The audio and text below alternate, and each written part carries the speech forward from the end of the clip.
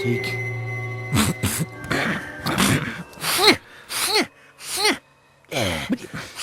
What the...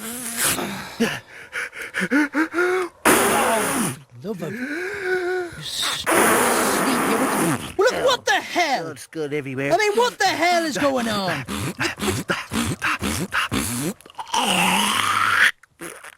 Oh, God, man. Yes, my sinus is acting up. Oh, Jesus, do you know I wish there was a war? Huh? For what? So we could get rid of you and your like. You see, that's the problem. There hasn't been a war in so long, and that the world is full of useless shite. Normally you, the telesales people, motorcycle couriers and TV3 weathermen would be shipped off somewhere foreign and used as cannon fodder, leaving us decent folk air to breathe. Jesus, you're suffocating me! All right. Can we get a video out? No! You can shitting well sit there, stop fidgeting, and listen to this! You might learn something! All right, all right. In 1945, Hans Schmidt woke up with a jolt.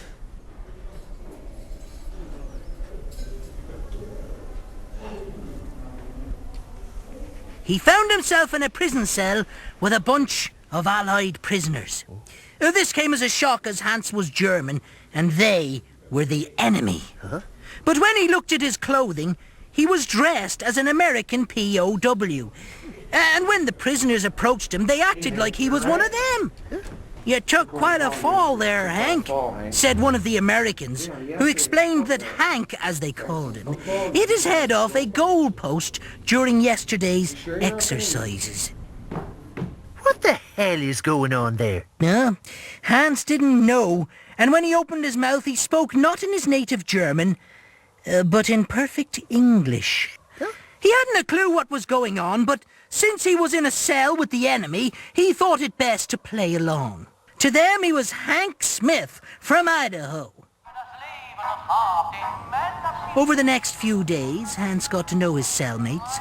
There was Chris, the farmer from Oklahoma, who had a wife and 2 boys waiting for their daddy to come home. There were the 2 English brothers, Terry and Thomas, who worked in their father's garage and came to fight for freedom.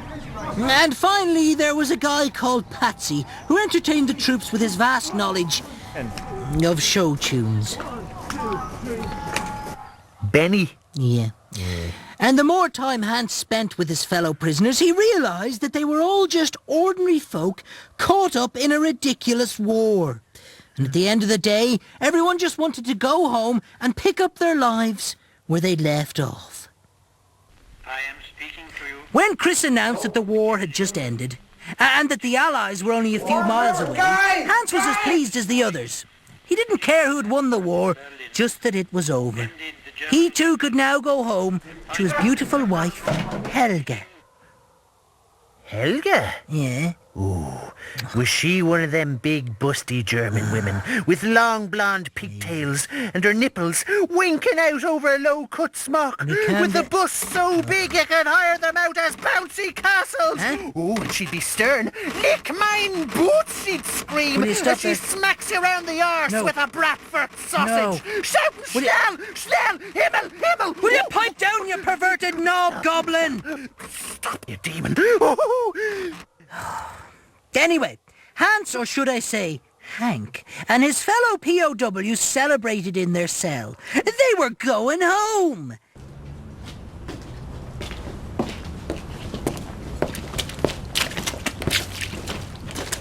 The prison guards escorted them up to the yard with what little belongings they had, and told them to wait. As they did, Chris smiled at Hank and invited him and his family to come visit his Oklahoma farm. Hans nodded. He'd like that. Through the gates, an SS car arrived. Hans felt a shiver down his spine. He had a sense of foreboding. But what he didn't expect was to recognize the SS officer. Well, who was it? Himself. SS Commandant Hans Schmidt looked with disdain at the foreign scum prisoners. Well. It appears you have won the war. How unfortunate for you, gentlemen. Execute them all, he ordered.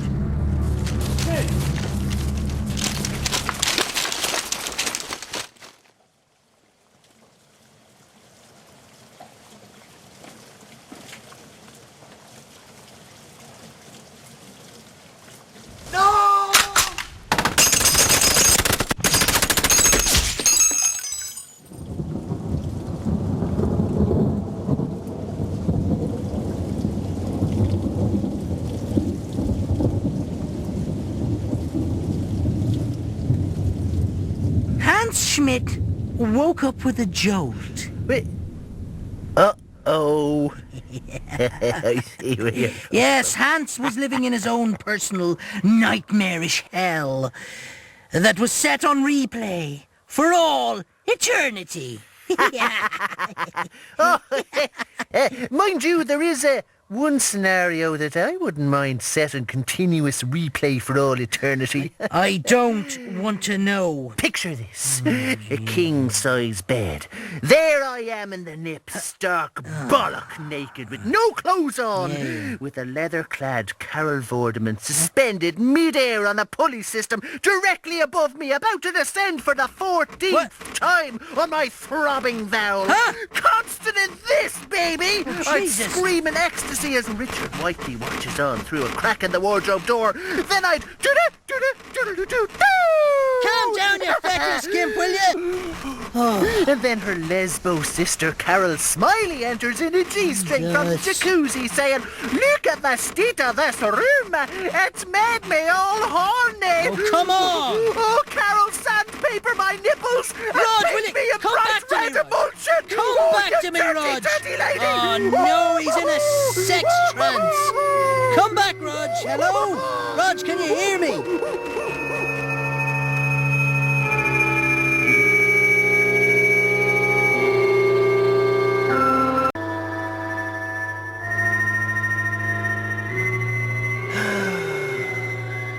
Come here, what?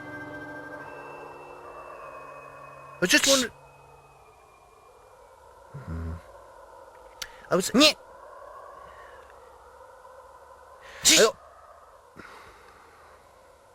I- Bah!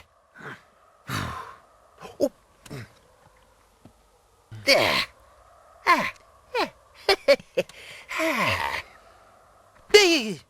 What the hell are those? You're not going to start reading at this point in your life. No, I'm going to have a wank. Oh, Jesus. What? Dare I ask what the glasses are for? Well, I did be thinking. You know the way they say, you'll go blind if you play with yourself too often? Yeah. Yeah, but I thought if every time I did it, I put on a pair of spectacles, then it would cancel out the blindness. So basically, you'll be wearing the glasses 24 hours a day. Oh, ha, ha. You're only jealous you didn't think of it. Oh, yeah, I'll be so jealous when you're up accepting the Nobel Prize for inventing the wanking glasses theory. Yeah. You useless lump of festering flesh. Vic. Listen to this tale and you might think twice about fecking with your eyes. Tim Fartenbrow was driving home from work one evening when he hit something. Jesus, it wasn't that TV3 weatherman, was it? No. Shit. It was a dog, but no ordinary dog. It looked like a dog for the blind. Luckily the car had only glanced him, and the dog seemed fine. Tim looked around, but there was no owner in sight. Then the dog started walking. A guilty Tim decided to follow the dog, who seemed to know where he was going.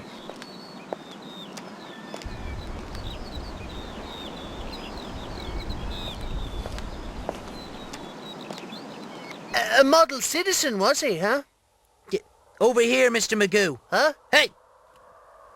After a long, winding journey, the dog led Tim to a modest, isolated dwelling on the outskirts of town. The door was open and the dog ran in to be greeted by its owner. "Oh, Tandy, I was so worried," a young woman said to her dog. Tim stepped forward. "I'm so sorry, your dog ran out in front of my car. He seems fine, but I wanted to make sure he got home all right." The young blind woman was very grateful. And very pretty. Yeah. She persuaded Tim to stay for a cup of tea. A cup of tea and a Swiss roll. Get your cacks off! And you don't mind if my dog joins in, do ya? Just one more of those and I'll plug you into the mains. The blind woman explained that she didn't like to go out much and used her trusty dog to do errands for her. She asked Tim all kinds of questions, but what most interested her was what he'd seen in his life. He told her about the travelling he'd done. Lucky enough to have seen many of the world's... The pyramids in Egypt, the Colosseum, the Great Wall of China. The whorehouse in Bangkok. Yeah. As he told her of his travels, she began to smile. Tim felt good. This lonely soul was in need of some stimulation. Oh, stimulation. Shut it, arsehake! As Tim stood up to leave, he promised the blind woman he'd visit her again. Wait. Before you go, let me place my hands upon your face, she asked.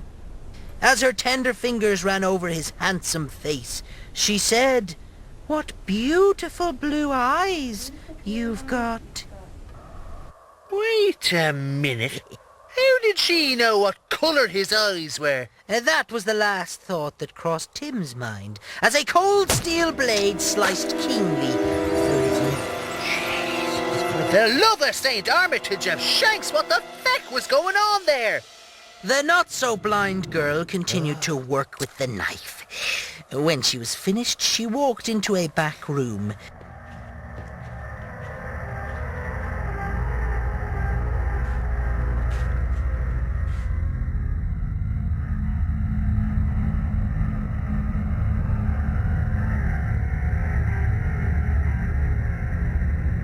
She was almost hysterical with delight. "Maybe these ones will work, my love," she announced insanely as she stuck the newly plucked pair of eyes into the darkened sockets of her long dead lover. Jesus. Mad as a feckin' mad thing. Yes, you see, it was merely a year ago that her painter boyfriend, suffering from artist's block, had carved his own eyes out in manic frustration. The girl came home to find her beloved had bled to death. And in the insanity that followed, she trained her dog to fake road accidents and lead unsuspecting donors back to her place for a bit of impromptu surgery. Hello, madhouse, hello, calling madhouse, mad. Were you eating dry roasted peanuts in bed again, were you? No. Huh? Well, how did that get in here then? That's not a dry roasted peanut. Huh? That's your Johnston. Jesus. Well, you see, with the 50 times zoom magnification that those glasses are giving you, you can now see it for the first time. Well, my Mickey, huh? It's so textured. Does it get any bigger than this? Well, are you aroused at the moment or not? Oh, yeah. Fully aroused. Oh, right, well then, no. That'll be about the length of it then. Come here. One of those little creatures crawling all over it. Hello. Hello there. Oh, Jesus, they're off. Oh, look. Huh? Ah, they like you. Huh? Look. Oh, look. Yeah, there's loads of them. Jesus. Podge, what are you doing? Don't harm them. Oh, God. They're all over you. Hey, hold on. What the... Little creatures! That's me brother, put him down! Ow. Don't hurt them! Help. Oh God, there's like an army of them! Where are you bringing him? Help. Oh no! Oh God! Little creatures! Podge! Come back! Oh God! They were the closest thing I've ever had to my own children!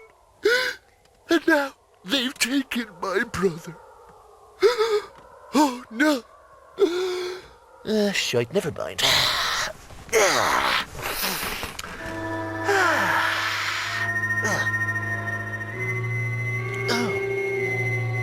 Oh, God. Fucking itching. Oh.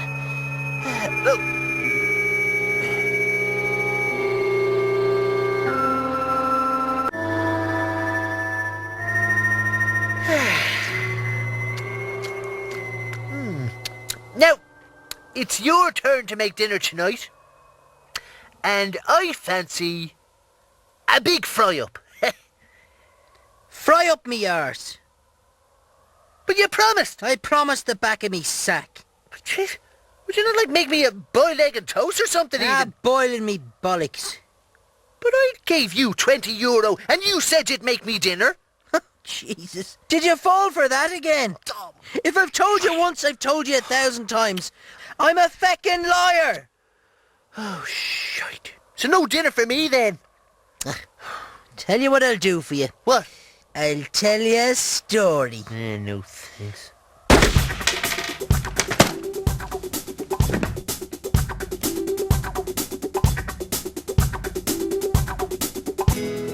Lance Cocksure was the world's #1 assassin. And he had been for over 10 years. He had killed 49 souls in all corners of the world. From African dictators to kings. From drug barons to mouthy mistresses. He was only one hit away from the golden bullet, the most coveted honour in the world of the assassin. I'd like to be an assassin. Oh, would you now? Yeah, a sex assassin. And I could shoot my load all over the lady. Oh, you are without a doubt the most horrendous excuse for a human being. Don't hate me 'cause I'm beautiful. Shut your hole. Now, Lance's peers were few and far between, so the golden bullet was surely his. But when he started to hear tales of a young Eastern European hotshot called Antov the Hawk, he began to get concerned.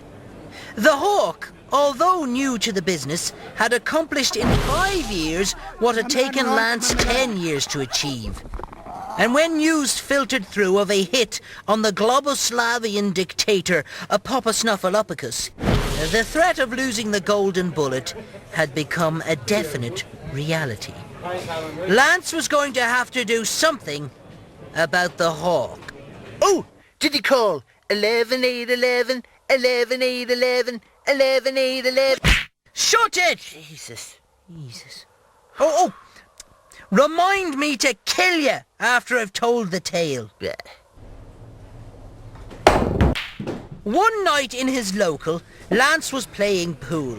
He always cleaned up on the pool table, what with his accuracy and all. Although, lately he had been missing more and more crucial shots due to a slight shaking that had developed in his trigger finger. Oh, I get a bit of that myself. Ooh. And when Lance heard through the grapevine that he and the Hawk were now even Steven for the golden bullet, after another outrageously successful hit by the Hawk on the Mafia Don Rigatoni del Mio, he knew that a showdown between the two was inevitable, to ensure that he would achieve his beloved golden bullet before this young whippersnapper stole it right from under him. As Lance was finishing off another game of pool, a man approached him. "You don't know me, but I've been enjoying your pool playing for a long time. But forgive me for saying, I have noticed your shaking hand has been letting you down lately." Lance was wary, but when the man handed him a potion, he said would give him one shot of deadly accuracy, Lance couldn't resist. It was astonishing. Lance had a very tricky shot to win the game, practically impossible. But with the use of the potion, it was easy. After the game, Lance tracked the man down at the bar and asked him did he have another potion, as a plan had formed in Lance's mind. Yep, he's going to use it on that budgie fella. The Hawk. Oh yeah, whatever. Is this nearly over as I've got to go and feed Granny's tapeworms? With the potion packed away with his trusty gun, Lance travelled to Europe in search of his nemesis. Oh, is that the new Dayu? My fist, your face. Yeah. On a rooftop in Dublin. Oh, Dublin, ha! Ha! European location. That's fierce handy. It's always feckin' Dublin. Shut your hairy hole.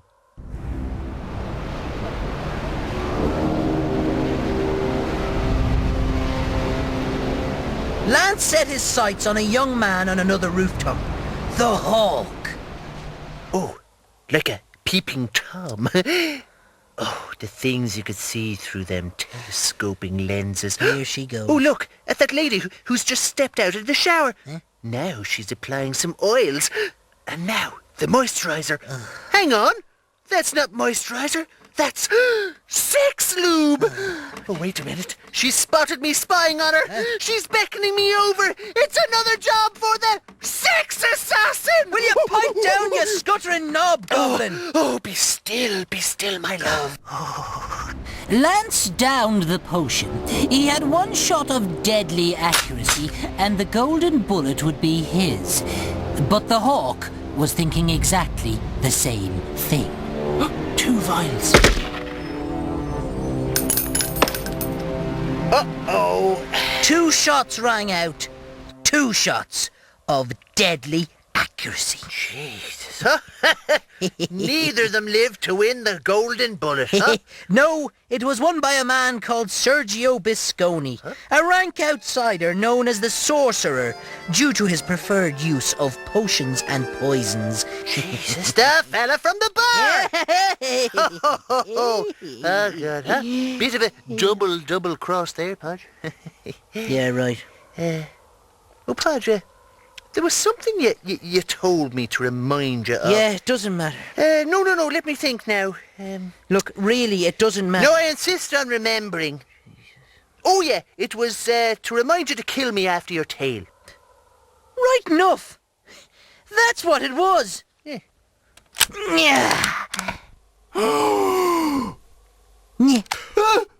Bye-bye, Rodge. Bye-bye.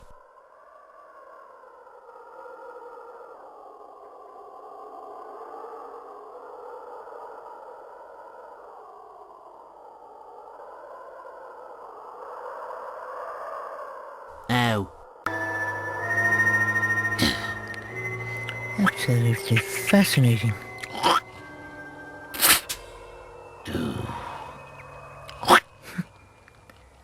Incredible.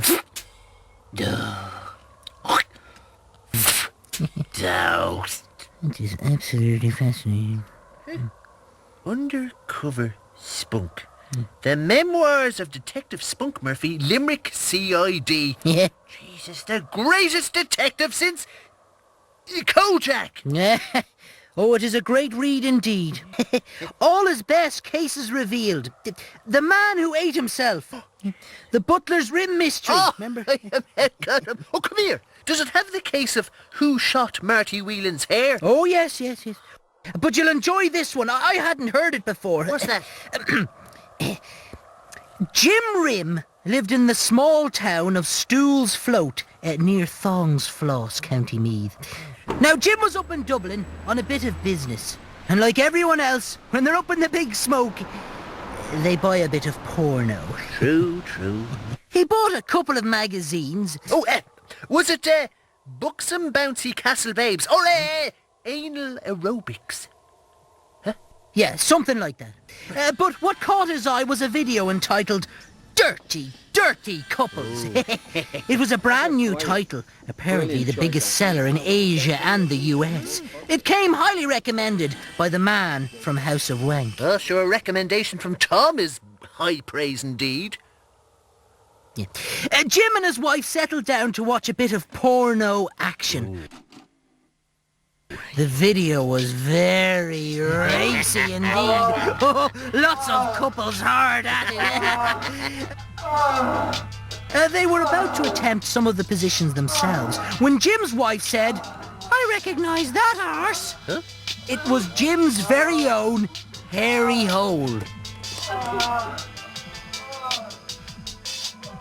Uh-oh. Jim had been caught out, huh? No, as it was Jim's very own wife he was pummeling in their very own bedroom. What? They hadn't been making their own pornos, had they? No, they had not. And they were further stunned when they saw a number of their neighbours in various lusty positions. Stunned yet highly aroused.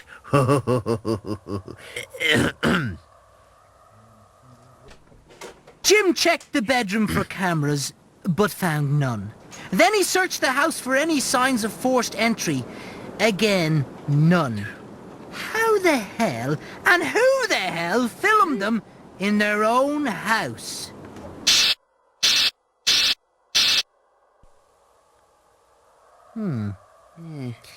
At his wit's end, Jim called an extraordinary residents' association meeting, where he played the tape in front of a lot of red-faced neighbours.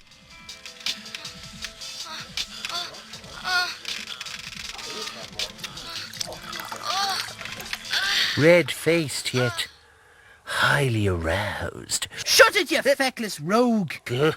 No one had a clue how they had been filmed, as there were no signs of cameras or break-ins.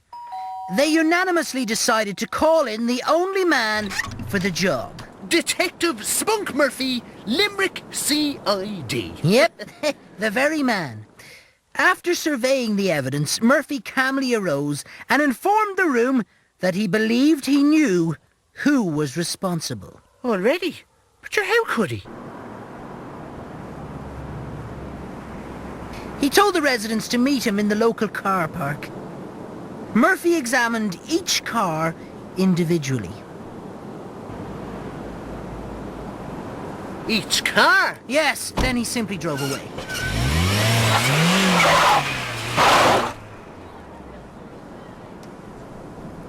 Jesus, he's so feckin' cool. What the hell was he playing at? Well, that's what Jim Rim and the other residents couldn't figure out.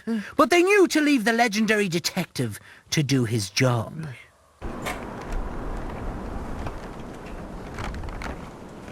Spunk pulled into Stool's Float Garage, run by Cam Shaft. "Can you do me an oil change?" asked Murphy. Cam said that it'd be no problem at all, and could Murphy come back in half an hour?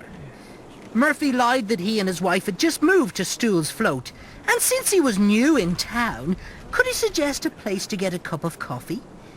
Cam sent him over to the Friendly Bun. Oh, oh God, you know, they do a great chicken tikka wrap over there, so they do. Oh, it's got all... Shut your festering gob! Instead, he snuck around the back of the garage and caught Cam in the act. Jesus, he wasn't dipping his Mickey in the lubes, then inflating his foreskin with the air pump, was he? No, he was cutting a copy of Spunk's keys. You see, most people don't bat an eyelid about handing over a bunch of keys to their local mechanic for half an hour. And they certainly don't expect him to cut a copy of your house keys, set up some hidden cameras in your boudoir, film you at it, then sneak back the next day, de-rig the gear, then duplicate the video and ship copies off to porno palaces around the world. The local garage man, huh? Jesus. Spunk Murphy's a feckin' genius. No, he is that, that's for sure. Yeah. I'm thinking, maybe I should write my memoirs. Your memoirs? Ha! So you could sum up your life in 3 lines. Born, menace to society, went to hell. But I've done many things. The things you've done in 3 words. Nothing, nothing, and feck all. That's a bit harsh. Harsh! Try being me for a day, with you holding me back, dragging me down into your misery. Die, will you? And let me breathe. You're suffocating me. Maybe I'll write a colouring book instead. Jesus. Where's the crayons? Up me hole. Where's the paper? Up me hole. Where's Jamie Oliver? Up me hole.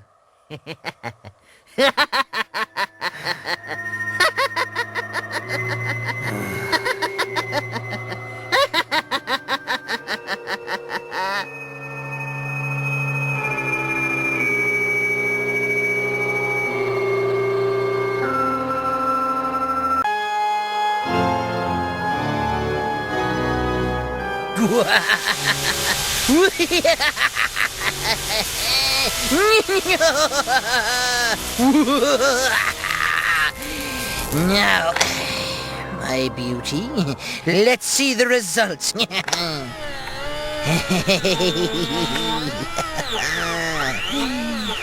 Awake, my child! Awake! Oh. Right. Well? Hold on. Woof woof! Bark bark! No. Do you not think we should call it a day at this stage? Just, I mean, we're down 75 monkeys. Now it looks like Pox the cat is dead too. Did Einstein give up when he invented penicillin, huh? Huh? Did Jules Verne give up when he invented snow, huh? No feckin' well, no! When I die, a genius like mine must live beyond the grave. It sounds to me like you're still keen on this cryogenic freezing lark. Of course. But let's wait to see if Pox the cat thaws out. Oh, enough time for one of me tales. Jesus. Willie Fluffer and Krusty McCracken were wasters of the highest order. Spent their days arsing around the place, sponging off the state with their couldn't bother me whole attitude. Yeah. More often than not, you could find them in the bookies, squandering their dole money on the GGs. One day in particular, Willie had a sure bet. Frosty Canyon in the 3:30. But as per usual, they lost their shirts, as the race was won, once again, by the great Red Bum. Jesus, yeah! Red Bum! Whatever happened to Red Bum, huh? What the feck do you think I'm doing here? Right, If you stop breathing on me, I'll tell you. The two boys had lost an awful lot of money on that horse over the years, and they reckoned they were owed big time. And that's when they came up with the idea. Ah, yeah. Forget the GGs and spend their money on hooers. Huh?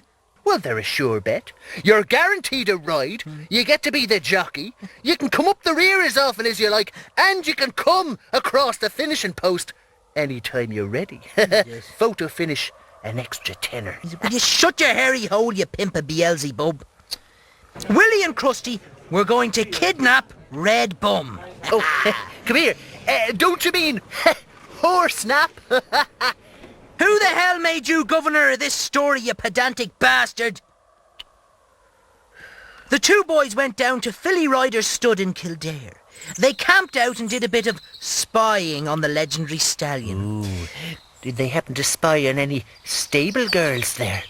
With their tight jolpers, knee-high boots and their greasy hair? Come up and join me in the hay, they'd say. I want to put you in stirrups and ride you like a bad boy. Calm down, you feckless rogue, you'll destroy the sheets.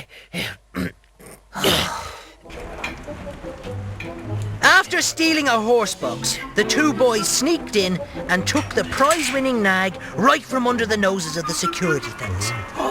It was an audacious theft, and it looked like, for the first time in their lives, Willie and Krusty's luck was changing.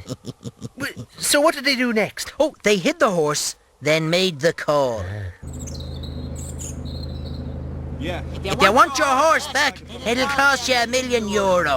No cops or the nag gets it. Oh, then the owner said, let me talk to the horse. What? Well, that's what they always say in them kidnap films. Jesus, will you give me a call when your brain gets warmed up, you plank? The boys were odds-on favourite to clean up, as the owners agreed to meet with €1 million in cash. They loaded the horse into the trailer and began their journey to a lonely road in the arsehole of Kildare.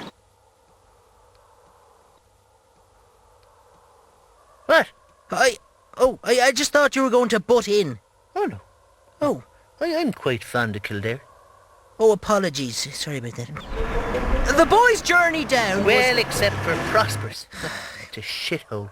The journey down... Not to mention Nace and its inbreeding. Shut your hairy hole! And I can't say I'm too fond of Kildare town.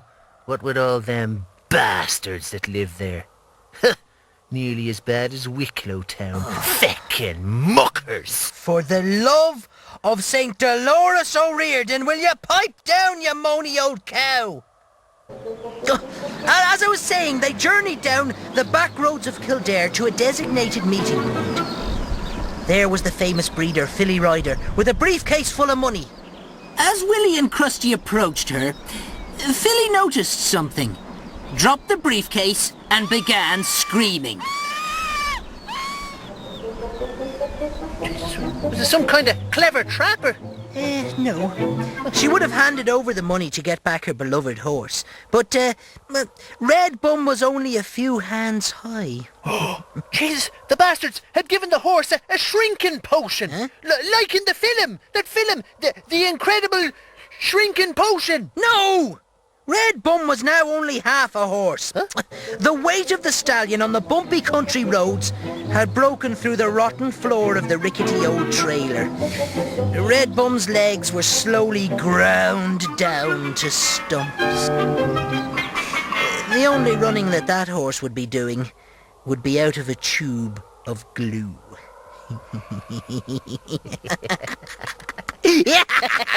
Jesus, and what about the boys, huh? Philly and her stable hands managed to overpower Willie and Krusty and decided to give them a taste of their own medicine.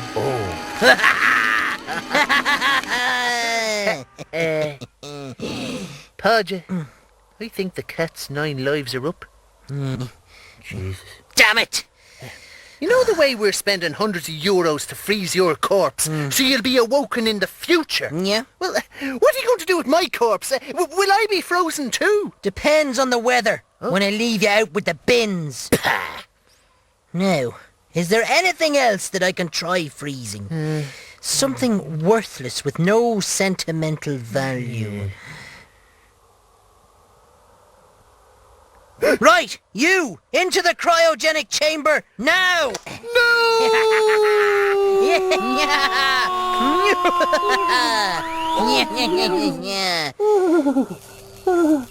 Right, let the freezing begin.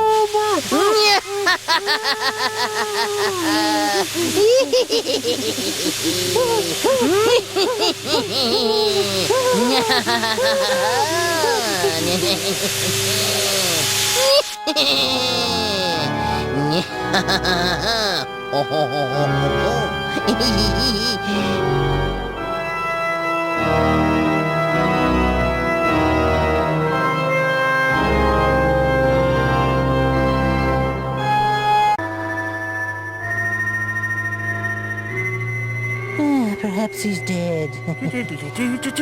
Well, we can always dream. How are you, bollocks?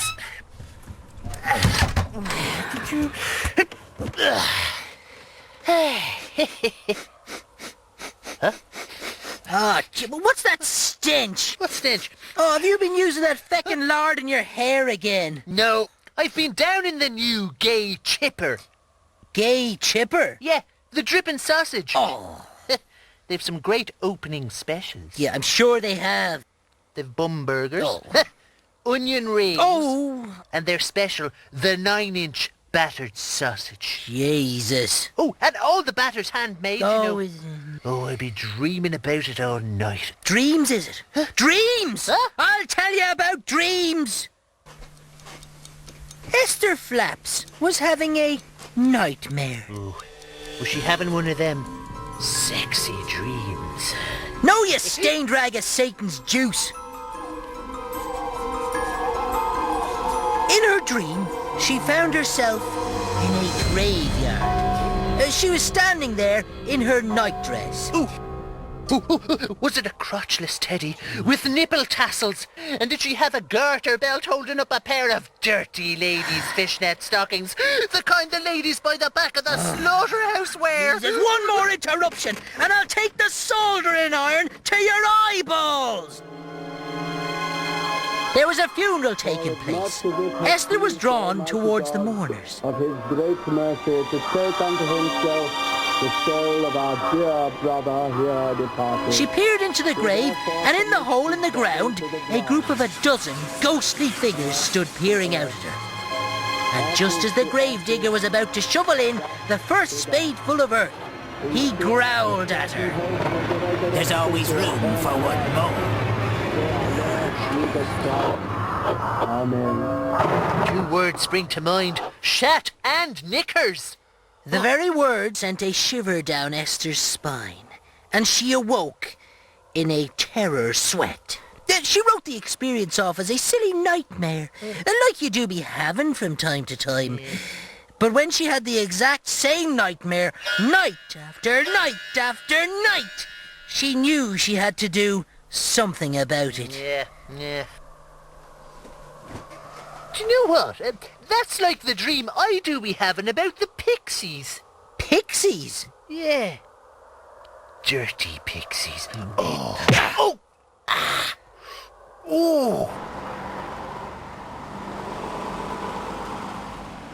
Esther visited Dr. Wet, dream analyst, who told her that the nightmares were simply a manifestation of stress. This seemed to add up as Esther was finding her current job quite stressful. Dr. Wet prescribed her some natural remedies for the short term, but in the long term he suggested Esther try and take the stress out of her life. Good luck with it, okay? Thanks, Doctor. I know some ways of taking the edge off stress. Is it any wonder you're covered in those warts? After a good night's sleep, courtesy of extract of echinacea, sleeping stuff, Esther felt on top form and handed in her notice at work. With her new positive mental attitude and nightmare-free sleeps, it was no time at all till she had a new job. Ann Summers, party organiser. Here we go. Big fat bored housewives trying on all those lusty gels and appliances that you could bore a hole to Australia with, and panties that crawl so far up your crack they can floss your back teeth. Jesus, no! She got a job in one of them fancy new skyscrapers up in Dublin. Where all those Dublin ponces live. Yeah. It was her first day in her new job, and she fitted right in. I suppose in some ways that horrible nightmare was the best thing that ever happened to her. Yeah. Esther stood by the lift, looking forward to a nice hot bath and a glass of wine to celebrate her first day. The lift doors opened and she stepped in. It was a bit crammed, but people made room for her. There's always room for one more. Said the lift operator as the doors closed over. Yes, poor Esther and a dozen others plummeted to their deaths, courtesy of a faulty steel cable that snapped under the pressure of an overcrowded lift.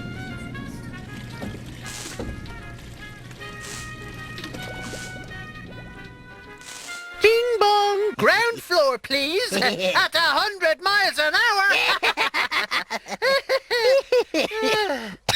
Nah, Yeah. I'm still hungry. Yeah. Oh, I'm going to ring the gay chipper up. They deliver. Do you want that? No! No, not at all. And you be careful the way you order things from them Homo lads. You don't want them getting the wrong idea. Yeah, shh. It's ringing. Hello, it's Rodge here from the manor. I'm lying in bed dreaming of your 9-inch sausage with some of your hot sauce. And I was wondering, can you deliver it up the back passage? Oh, great. Oh, well, tell him to mind himself. It's covered in shite. Oh, God, everything's been up there. Dogs, cats, horses. Father Flange says it's the dirtiest back passage he's ever been up. Hello? Hello?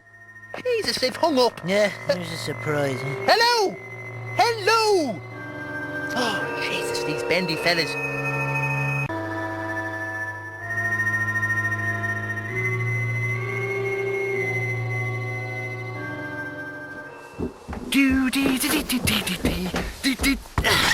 How are you, bollocks? Well, I've set the date. Yep. For your lobotomy? No. Me wedding day. Wedding day? Yeah. Rodge, have you not forgotten something fundamental? Huh? Don't worry. You can be the best man. No, you scuttering gobsheen. Huh? You need a bride to get married? No problemo. That's why I've gone to Oriental Introductions and brought myself a mail order transsexual. Huh? Here, have a look at her. She's gorgeous. Yeah, quite deceptive. Huh? You do know what transsexual means? Yeah, they're sexy, and they're transported over here. Oh. Right, yeah. But listen, you'd want to be careful getting wed. Listen to this, fat boy. Randolph Smythe was worth a bloody fortune. And like most young rich folk, found it hard to find a girl who could see past his wealth and go out with him for the person he was. Do you know what? That fella should have got himself a hooer. You see, they're experts in pleasuring a man. They don't care who you are or how clean your flute is. Once the money's on the bedside locker. Takes the guesswork out of relationships. Huh? That's fine talk for someone that's getting wed. Oh. Now shut your hole, Tony Bennett.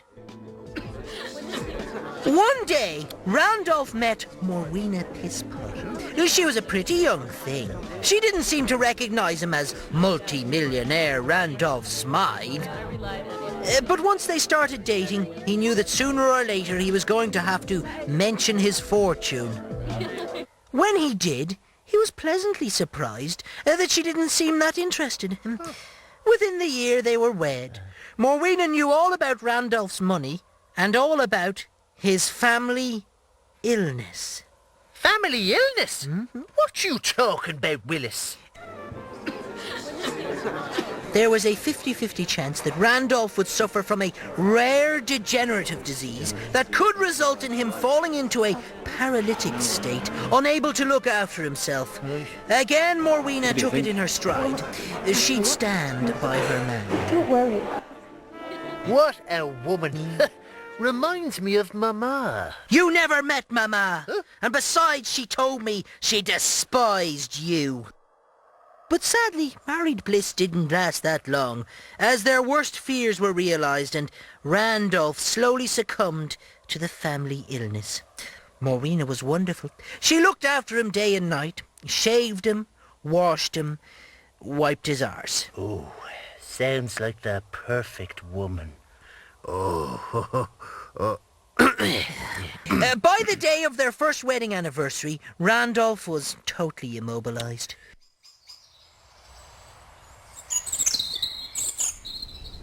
As he lay there, Morwena told Randolph how she'd been waiting for this day. Oh, how romantic, huh? She told her helpless hubby how she was going to go down to the cellar and that the door was going to accidentally close behind her, locking her in.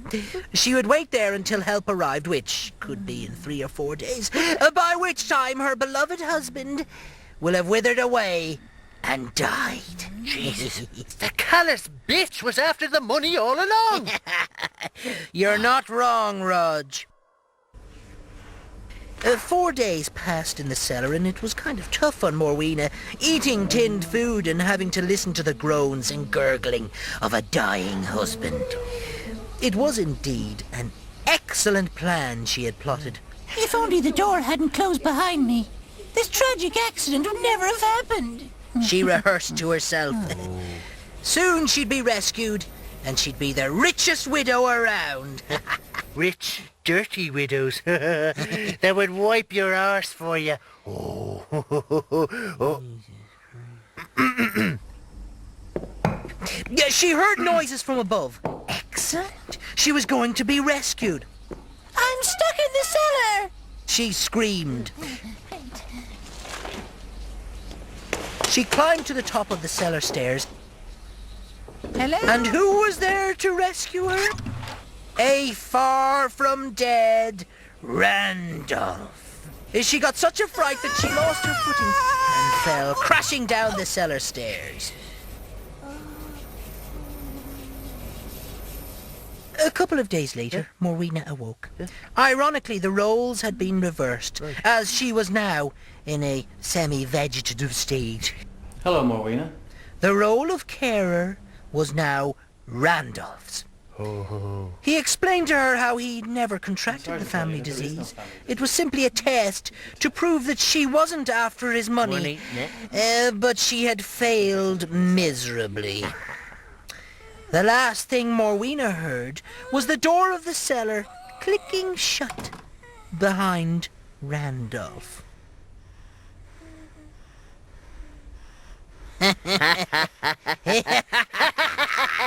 Touché!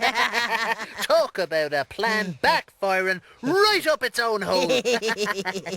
So, Rodge, tell us more about your wedding to this transsexual. Well, all me friends are invited. Right, just me and the cat then. Oh, ha, ha.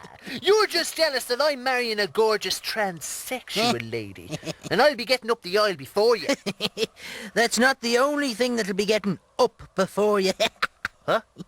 Oh, I'm just saying, you're probably looking forward to the honeymoon night, huh? Oh, yeah. It'll be a night to remember. Yeah, that's for sure. Right, now, let me tell you all about me plans for the big day. Tell it to the back of me sack.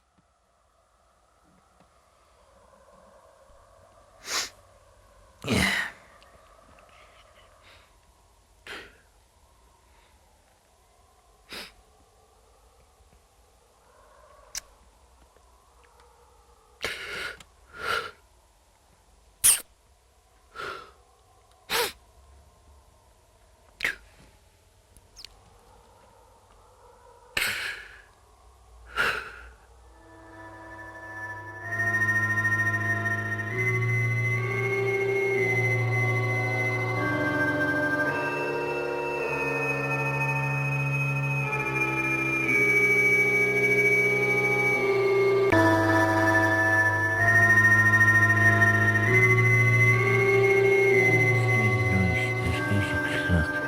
For 9 weeks. Bring your own stockings. Yeah, maybe not. I'm thinking of doing another night class. And violate your parole. Well, if someone had told me what animal husbandry really was, I wouldn't have been arrested. You just got the wrong end of the stick. Jesus, you got the wrong end of the donkey, you filthy pervert. Her name was Speckles. I don't want to know. And you do well to stay away from education. You might end up dead. What are you scuttering on about?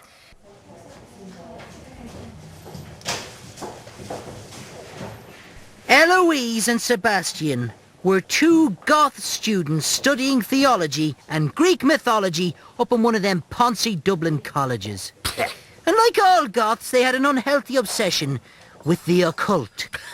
Occult?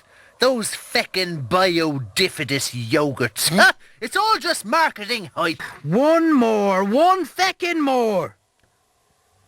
They were always getting slagged off by their fellow students, what with the clothes they wore and the music they listened to.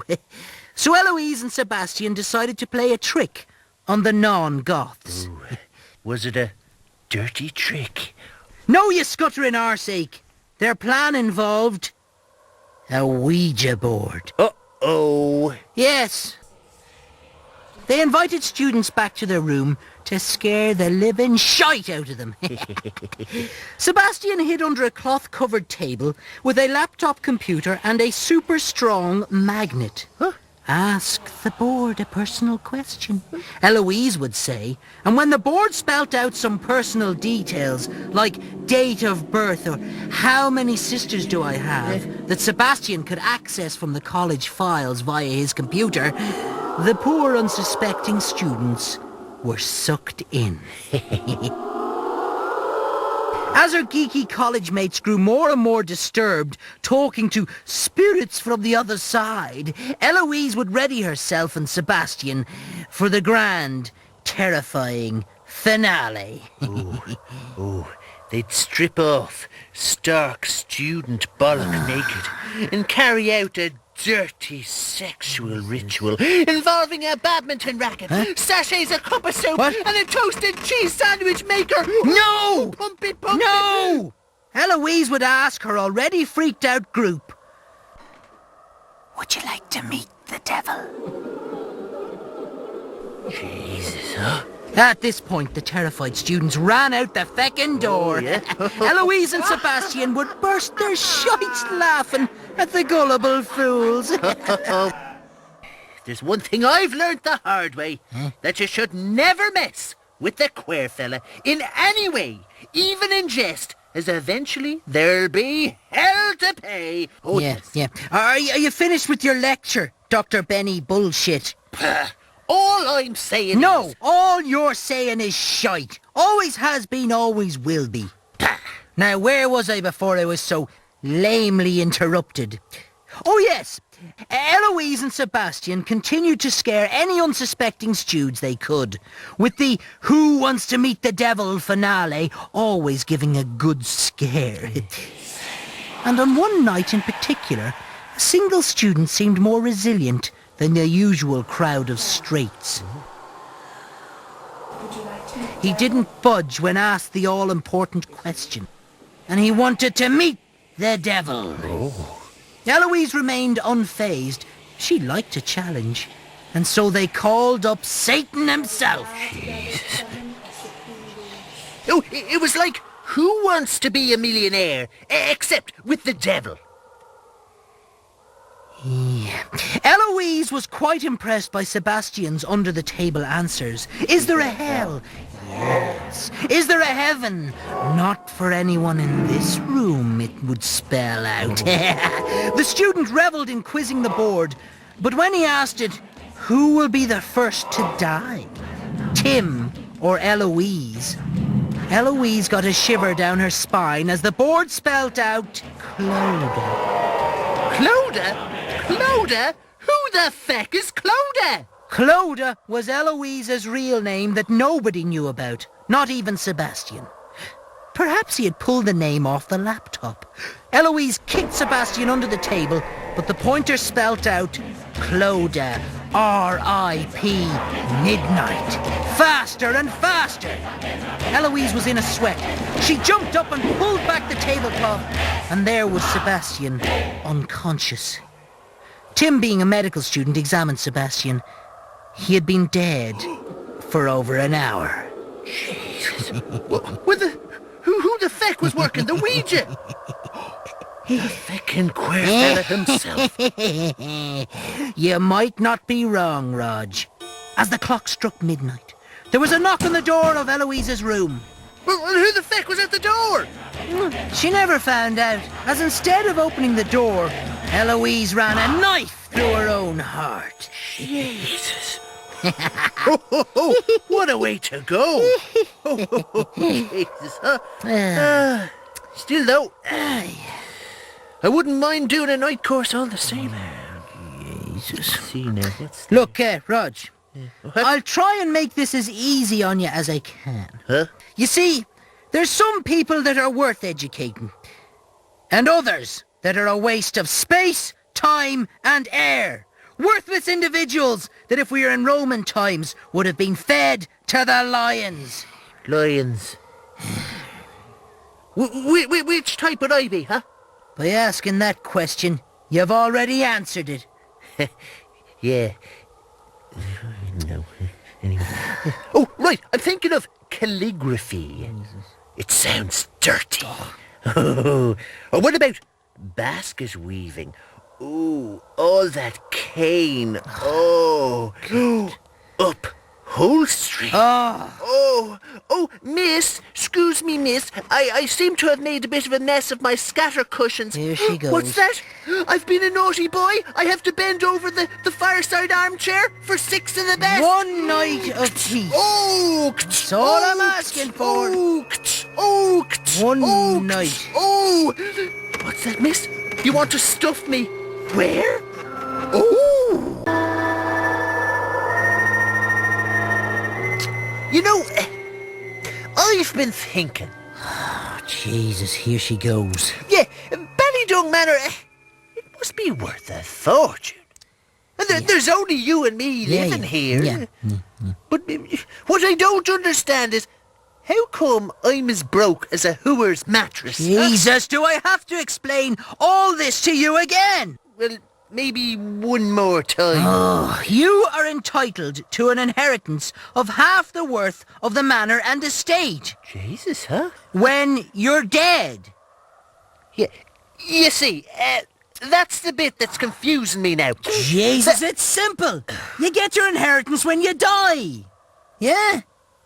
Oh, okay. Anyway, don't be troubling yourself with fiscal matters.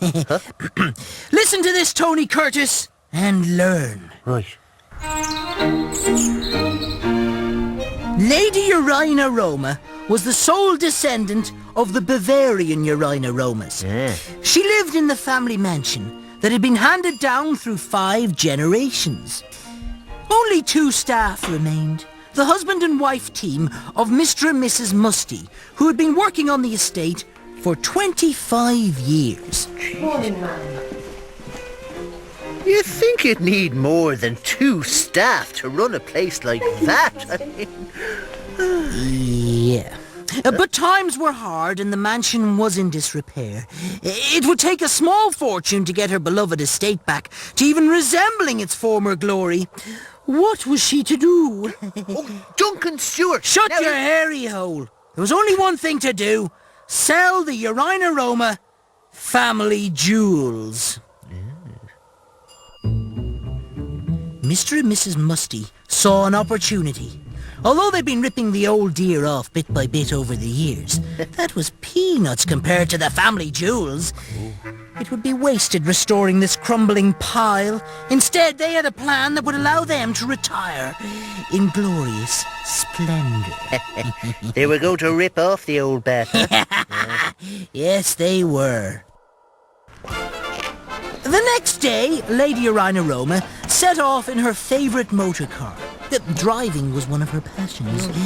It was packed with €1.5 million worth of jewellery, which she was taking to the city to pawn off. Jesus, huh? When are they ever going to bring in that feckin' euro? Rodge, what have you been using in the shops for the last year? But the credit cards we stole from the tourists that we slaughtered. Oh, my good man. I forgot. Anyway, as the old dear drove off down the driveway, Mr. and Mrs. Musty made their own exit. Content with an alibi that would place them back at the mansion.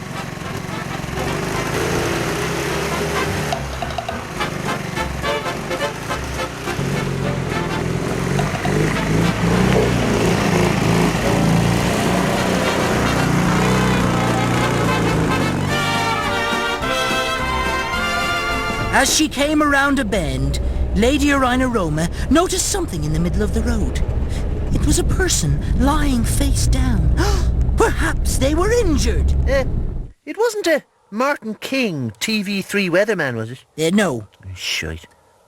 So who was it then? Well, she didn't hang around to find out. Instead, she locked the doors of the car and sped off around the body and down the road as fast as she could. Jesus, now, that's a bit harsh, isn't it? Leaving the scene and all. No.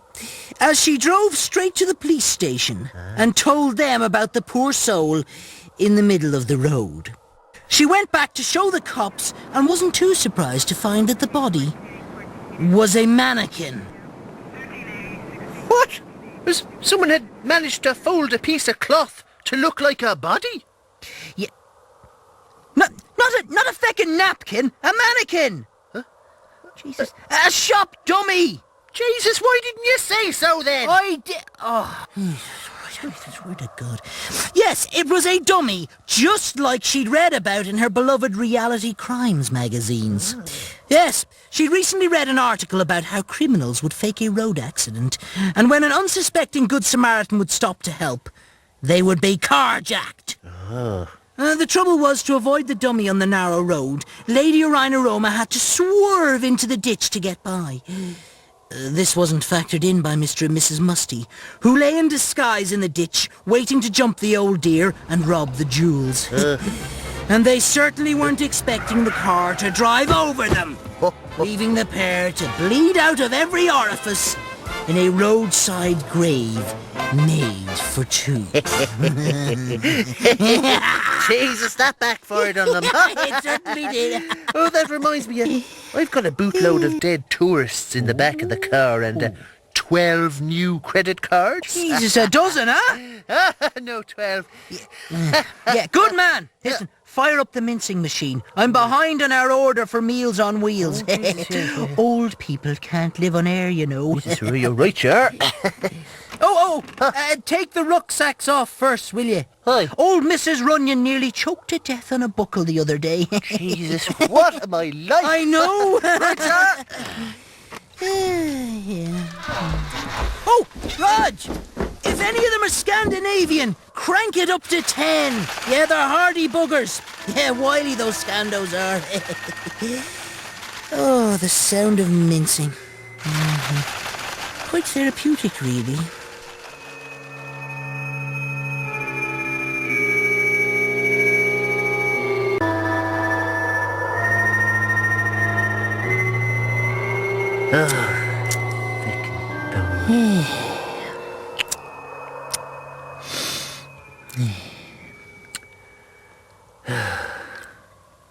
Can I turn on the telly? No, I'm reading a book. All right.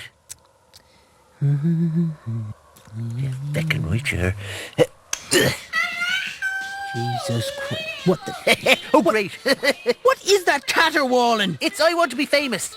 Jesus. Do you know the winner gets to release their own record? Oh, wow, what a great idea. Yeah. As if the music world wasn't shite enough already. Letting desperate, talentless wannabes who should be sitting behind a checkout desk or mopping the floors of porno cinemas release cover versions of songs that we despised the first time around, wasting my ear space. I'll turn it over so. Oh, it's I'm a hermaphrodite. Get me out of here. And here. Jesus, over now. Oh, great. Erection Island. First to lose the horn gets kicked off. Just turn that shite off. Jesus. I don't care what you think. I'm still going to send my tape into Big Bugger and become a porno housemate. Yeah. Then I'll get some action for sure. Take that thought and divide it by nothing. If I know something, it's that you get nothing for free. Take Neil Buttstrong. He was on a one-man mission to Venus. It was all going well, but he got into a spot of trouble in a meteor shower.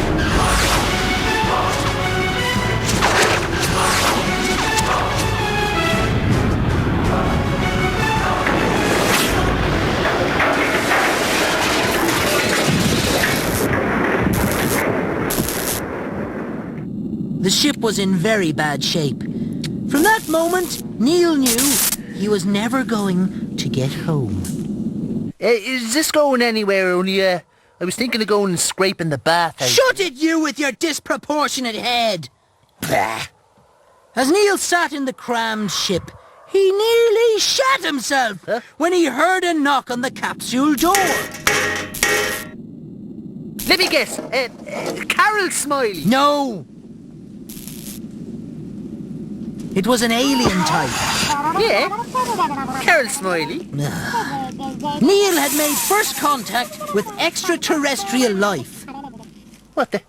Did 3 balls? What are you scuttering on about? Well, you said they had extra testicles. What age are you? 5? Jesus. I swear to you now, another one of those and I'll carve your eyes out with the leg of a stool and feed them to the cat. It wasn't long till Neil had made second contact and began communicating with the Venusians. They were very hospitable, and despite the language barrier, they seemed to understand each other. One of the Venusians stood out as the leader, but because of their unearthly physique, Neil didn't know whether it was a king or a queen. Neil showed his new friends photographs of home. The Venusians were fascinated by life on Earth. Neil was delighted that they'd got on so well. He could only imagine what it would have been like to have landed on a hostile planet. Or Limerick. One morning, the Venusians surprised Neil with a house. Huh? A house? He couldn't believe it. It was exactly like the one he had left behind him on Earth. These remarkable aliens were trying to make him feel at home. It almost brought a tear to his eye.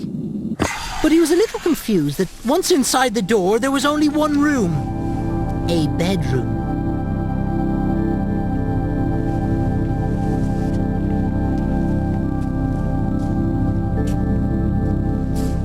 He settled down on the bed, but as he did, he got quite a fright when a fanfare sounded. What the feck is going on there? A house, a fanfare. Neil hadn't a clue. As the aliens appeared all around him and held him down on the bed. Finally, through the bedroom door came the leader, holding a magazine high. It was at that moment that Neil realized two things. Perhaps it wasn't such a good idea to sneak that porno magazine on board, and that the leader was indeed a king. In more ways than one.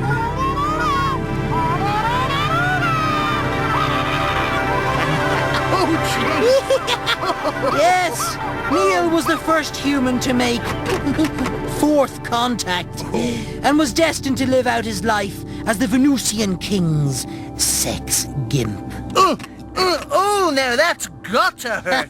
Oh! Jeez, what time is it? Arst if I know. Oh, it's time for Midget Island. What? It's Temptation Island, only smaller. Turn that shite off. Huh? We're watching a video.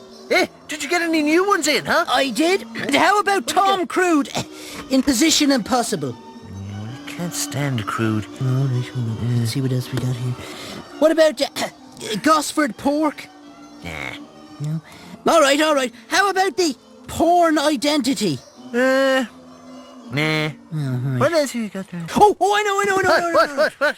I've got the one for you. What? Do you reckon on my big fat Greek lesbian wedding? Oh, Jesus, stick it in. Sold to the man on the damp side of the bed. Look at it. Oh, look at that. Holy God. They're certainly big and fat anyway. And desperately lesbian. And lesbian. Oh, yeah, look at They're the... the Greek, aren't they? They're... Really, Mac, is You ever that the seen forest? so much body hair in all your life? God, I tell you what, I wouldn't have worn that veil with that trim. You know what I mean? Right, yeah, anyway. Oh, hello! Oh, God. What island is that? Lesbos. Of course it is. Where else? Hold on. Here we go. Whoa! Hey, hello. Oh, my goodness, huh?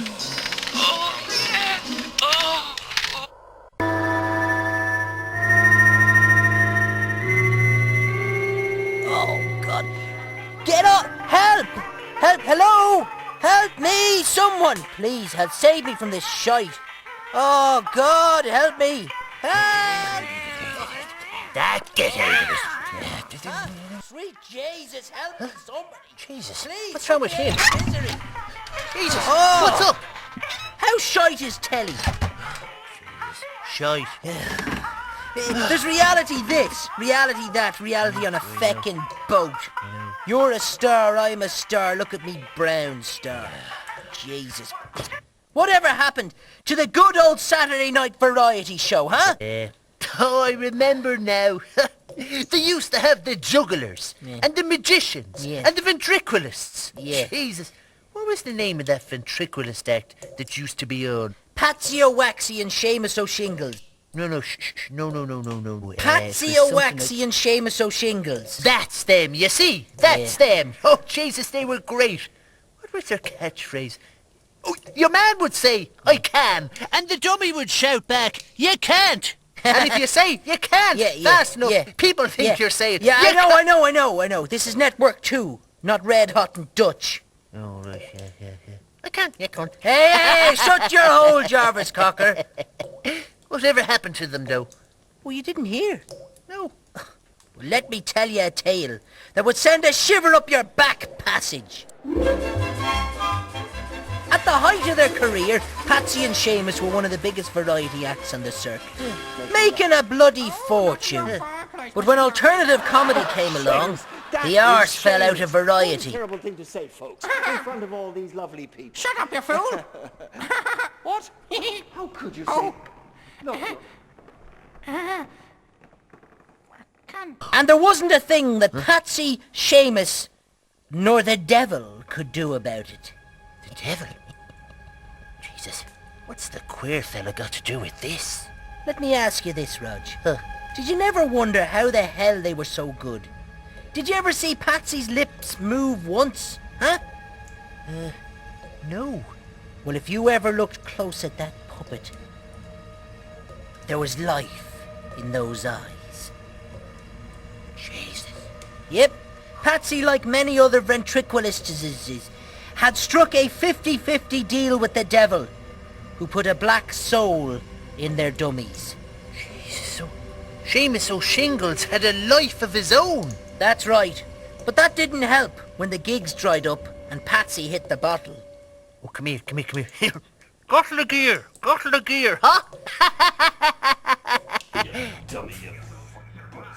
They lived in squalor, doing the odd kids' party or drunken student bash.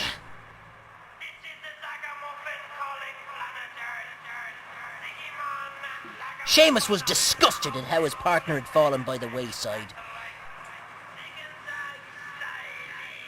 Many nights Seamus sat watching the television, whilst Patsy slept in a pool of his own vomit. He began to notice how puppets were making a comeback on the telly. The time was right to have top billing once again, but Seamus knew he had to get rid of this thorn in his side. He was going to murder your man, huh? Well, having some hairy man's arm shoved up your backside every night of the week, you'd want to like them. Huh? Yeah, well, I've said it before and I'll say it again. It's no job for a grown man. Right. As his dreams of finding a new partner got stronger, his hatred for Patsy intensified.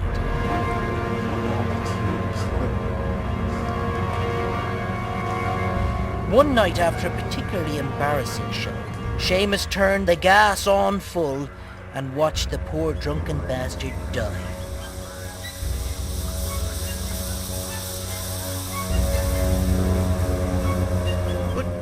Oh, of course, he's a puppet. So he doesn't breathe. Yeah, well done, Einstein. At last, Seamus was free. He sat wondering what his new partner would be like.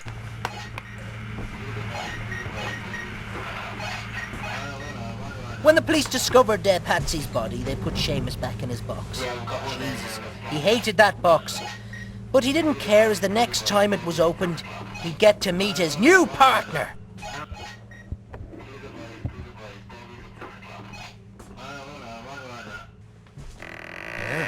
When the lid opened, he saw a priest. Priest? Well, that could work. A novelty act, huh? Not quite. Huh? Seamus found himself at Patsy's funeral. Oh. Well, that's nice. A fitting tribute, I suppose. Yeah, that's what Seamus thought. One last look at his old partner for old time's sake. Then stick the old bastard in the ground. Oh. The trouble is, Seamus had overlooked one vital detail of puppeteer tradition. Huh? A ventriloquist is never ever parted from his dummy. Not even in death. Shite. And sometimes, even to this day, the gravedigger would swear he hears a faint voice squealing, "Let me out of the box." I can. You can't. Jesus, that's shocking. Anyway, do you know something? I was thinking of getting into puppetry myself. Yeah, puppetry of the penis. Look. Ah, Jesus, it's been done before. Put that away, will you? Right. Well, I've come up with a name and all. You see the way I glued the bits on? Oh. It looks like a mouse. Yeah, it's vermin, all right. Yeah, I was going to call him Mickey Mouse, but apparently there's one already. So, meet Willie Mouse. Yeah. Look, I can make him dance. For God's sake. Look at that. That's all very well, but don't let Pox see it. He's off. I don't hear come back with my Willie, you bad cat. That's the closest your cock's ever going to get to a pussy. Oh, ha, ha. Jesus. Me poor Willie. Where's he taking you hear me, me, Willie? Joe? I heard you. Oh. Where's me Willie? Hux. What use have you got for it anyway?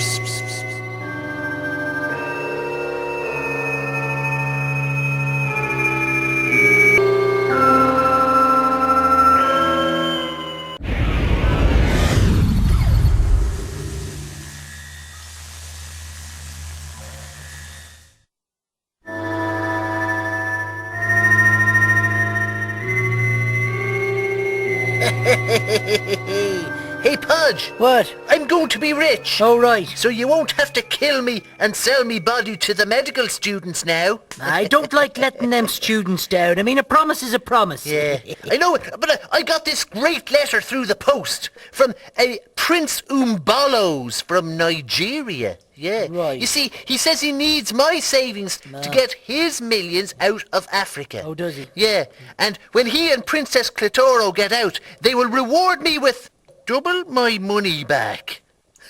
And I will be knighted Jungle Prince of Booby Land. Jeez, What do you think of that, You huh? know what? Huh? I definitely give them your money. Do you think so? Oh, Yeah. Oh, Rodge, sounds like a great Yeah, investment. yeah. That's And right. what with a great title like Jungle Prince of Booby Land. Yeah, I know. It's good, isn't it, huh? Has none of my worldly wise ways not rubbed off on you? What? Well, I did get those cold sores. Not that. You should know a scam by now when you see one. A scam? Jungle Prince Shitehawk of Shitty Shitland. Well, yeah. But you reminded me of one of the best scams of all. Finton Fallon was a small-time scam artist. You know the usual. Yeah. Forged checks, counterfeit insurance and tax discs. Yeah, bestiality videos like sexy show-jumping stallion humpers. What? Nothing. Keep your comments to your colon. Yeah. Anyway, like all small-time scamsters, Finton was always trying to come up with one scam that he could retire on. You know something, scams? Here's one for you now. I didn't think of it. How about killing yourself and then claiming on the insurance? You see, there you are. You know what, Roger? What's that? Write that one down and put it in the suggestion box. Do you know, I will. Where is the suggestion box? Up your hairy hole! Anyway, as scams go, Finton's retirement scam was as audacious as they come. Ooh, tell me more, Marion. Part one of the plan was to buy himself a plane ticket from Ireland's biggest travel agents. All right, who are they? Like I said, Ireland's biggest travel agents. With a return ticket from Dublin to Kerry in his pocket, part one of Finton's plan was already in place. Right. For part two, Finton arrived in Dublin Airport, checked in, waited for the flight to be called, he went to the gate, handed in his boarding card, and slipped out of the queue unnoticed. So he never boarded the plane. Never. He then stole a car and drove like feck towards Kerry. Kerry, what the hell is going on? About halfway to Kerry, just outside the town of Boggersreek, Finton abandoned the car and found a suitable field. Then he took a dump. Well, when you gotta go, you gotta go. That's it.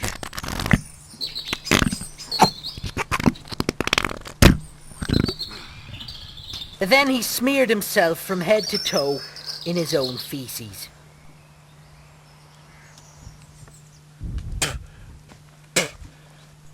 Jesus Christ, what in the name of Ryan Tuberty is going on?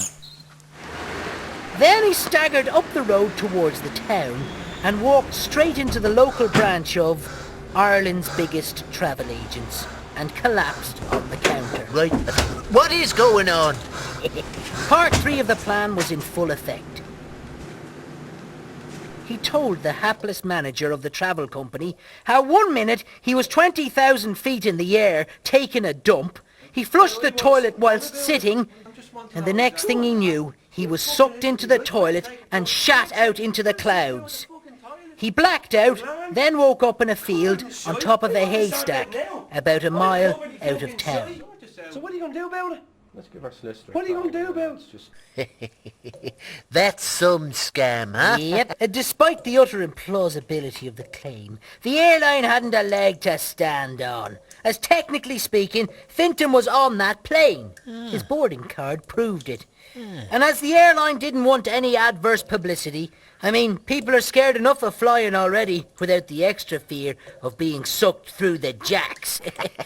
So they paid Finton a massive 6-figure out-of-court settlement. And Finton now lives in Costa Chitole after pulling off one of the greatest all-time scams. Oh, God, that's a scam, all right. You know something, though? You know, I'd love to go on an aeroplane sometime. Jesus. Maybe we could go on holidays somewhere. Oh, that'd be great. Yeah. Yeah, 6 hours on a crammed plane full of wailing brats. With seats so narrow, your knees are wedged under your armpits. Your stomach churning with the smell of stale farts. Food so plastic, it was made by Fisher-Price. And when the doors open, you're knocked down with the smell of foreign armpits and dog piss. To spend 2 weeks with you in a matchbox-sized room with backed-up plumbing on the 35th floor of the Hotel La Cucaracha, only 18 miles from the nearest sewage-soaked beach. I take it you're not keen, so... I'd rather be gutted with the blunt leg of a stool and fed me own intestines. I hear Sicily is nice this time of year. Apparently, Sardinia is the new Corsica. Jesus Christ.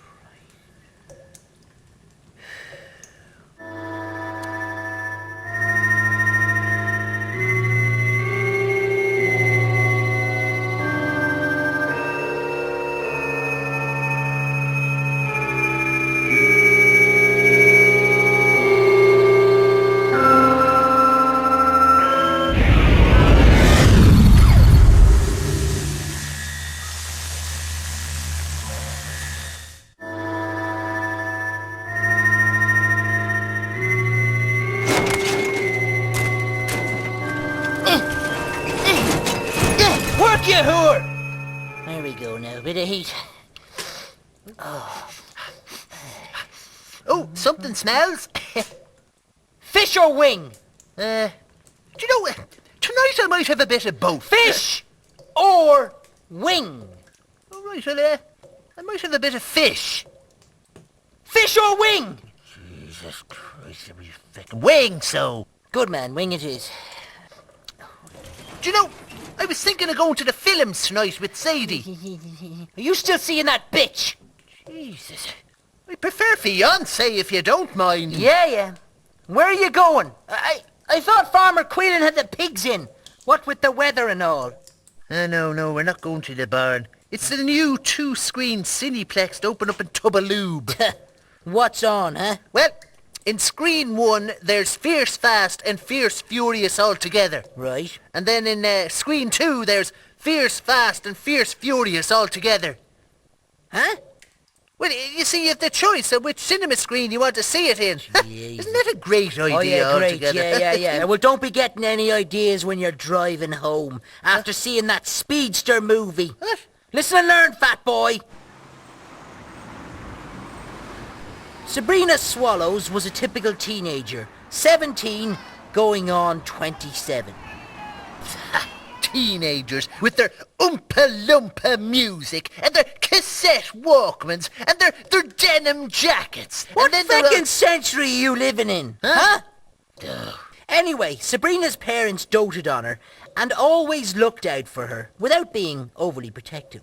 I bet she got a Beano annual and a selection box from Santa every... Will you shut your blowhole for 2 seconds, huh?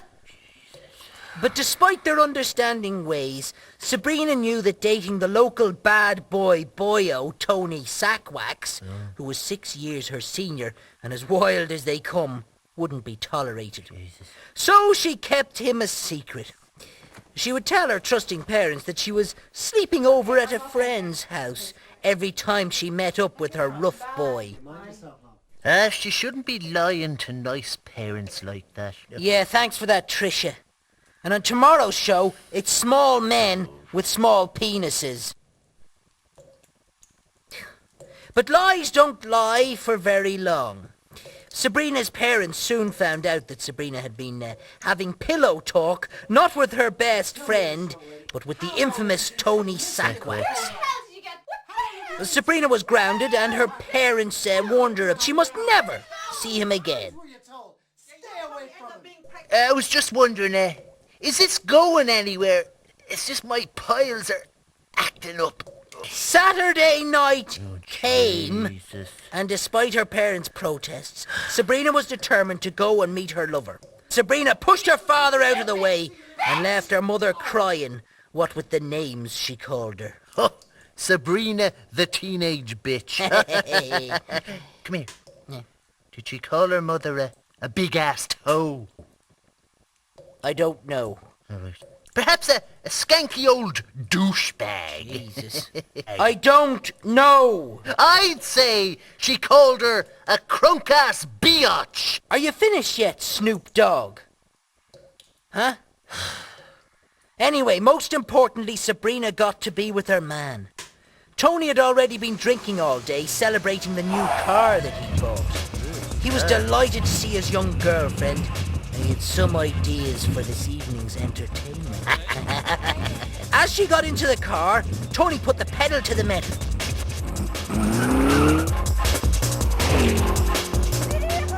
Too fucking fast, too fucking furious, he screamed drunkenly as they sped down the road. Sabrina was terrified, and the more she asked him to slow down, the faster he'd go. Take me home! Take me home! She screamed as she realized that her parents were right. He really was bad news.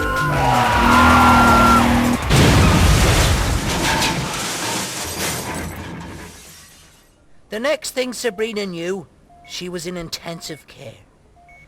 She asked the nurse where Tony was, only to be told that they'd been in a 2-car collision and Tony was dead, along with the occupants of the other car. She asked the nurse to tell the family of the people in the other vehicle that she was sorry, and begged the nurse to get her parents so that she could apologize for all the horrible things she had said and how wrong she had been. But the nurse just stood there as Sabrina drifted into death.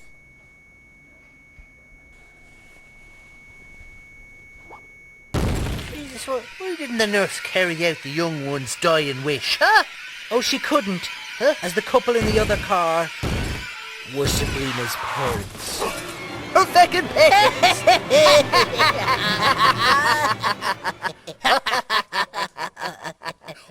Jesus, right, look at the time I'm off. Where are the keys? Up me hole. Come on, where are the keys? No, they're lodged up me hole. Yeah, sat down too quickly now. They're lodged up there. You're lying. Oh, a liar am I? Yeah. Well, I'll prove it to you. Jesus.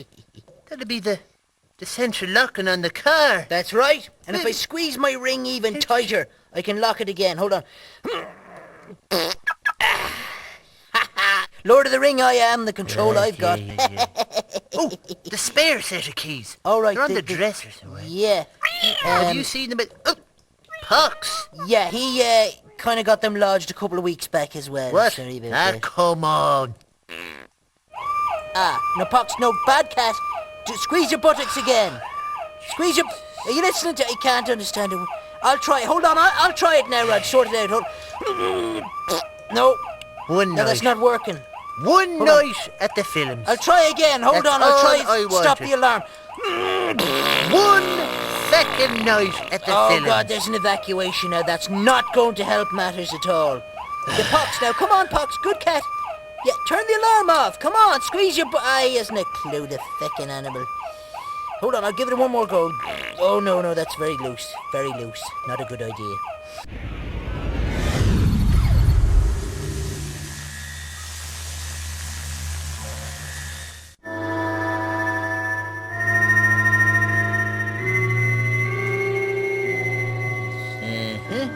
Hello. Can I buy some of your plums? What the hell is Those are tasty plums. What the hell? I like your teeth. What the shite is that? Huh? What are you doing? It's brilliant. It's the latest thing. Oh. It takes the hassle out of learning languages. Oh, right. You see, you just learn the accent. I'm learning the French accent. How the feck is that any use whatsoever? Well, if I go to France and say to a French fella, hello, can I buy some of your plums? He's gonna think I'm some feckin' idiot. Right. But if I say, hello, I would like to buy some of your plums, he'll know what I'm saying. Right. How much did you spend on that shite? Only $199.99 sterling. Oh. Plus £45 postage and packaging. Yeah. But I also got a free learn Latin accent tape. A Right. box of pens. Tested in space. Oh, in space, don't right. you know? Yeah. A box of Praline chocolates. Oh, and right. a £50 holiday voucher Yeah. for any 2-week package taken between the 24th and the 25th of December. Yeah. And yeah. that's yeah, not will all. you shut If your I wa- hole? And I'll tell you about gifts and the trouble they'll get you in. Huh? Ita and Ivor Cock to the outside world were like any normal couple. I'm a tad disappointed in this. Ivor Could Cock you, had a maybe small could double accountancy check those business for me, up in just Dublin. spellings? Where the Dublin Ponces live. One day I'll get them bastards back. I'll get You calm the down, Rod. feck Calm 'em. down. Ita Cock was a dutiful housewife, but more often than not in this modern world, secrets abound. Like that gay porn you keep in that hole in the mattress. No, that's a fitness video. Called Bumboy Bonanza 6. Shut your hairy hole! As I was saying, Ita was fond of Ivor, but the spark had long gone. And she was a sexual animal that continuously craved excitement. I'm a sexual animal. She had many illicit affairs, but took the ultimate care not to arouse any suspicion regarding these liaison dangerettes.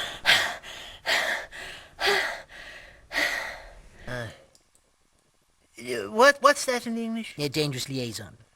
All right. Etta knew how devastating it would be for her straight-laced husband, Ivor, so she was very careful to play well away from home under the guise of her weekend charity work around the country. Ah. The perfect cover for sexy rendezvous. English, please, in that one. Rendezvous. Gotcha. After a particularly strenuous Saturday afternoon sexual encounter with Ita's latest boyfriend, the Black Pudding Baron of Maherfeld, Oh, Jesus. This is the last time I'm eating one of them. he presented her with a beautiful fur coat. Oh, pretty swanky. Oh God, it was a gorgeous gift. The kind of thing that Ivor could never afford. But how was she going to explain that to the husband? It's not the kind of thing you'd win in the parish raffle now. That's true. Yeah, stop breathing on me. It was indeed a dilemma. And on the train journey home, Ita came up with a great plan as to how to keep the coat without arousing Ivor's suspicion. Tell me more, tell me more. After she got off the train in Dublin... Which station? Does it matter? Well, was it the one that smells of piss? They all smell of piss, Rodge. Jesus, yeah, right enough.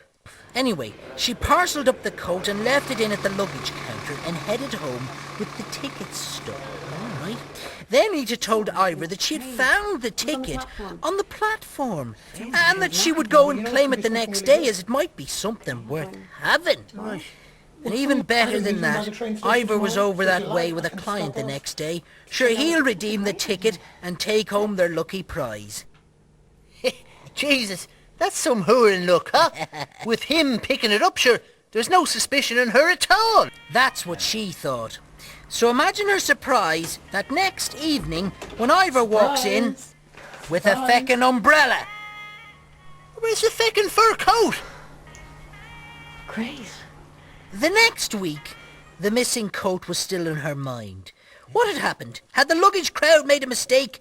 Maybe they'd ripped her off. Oh, it was starting to drive her mad.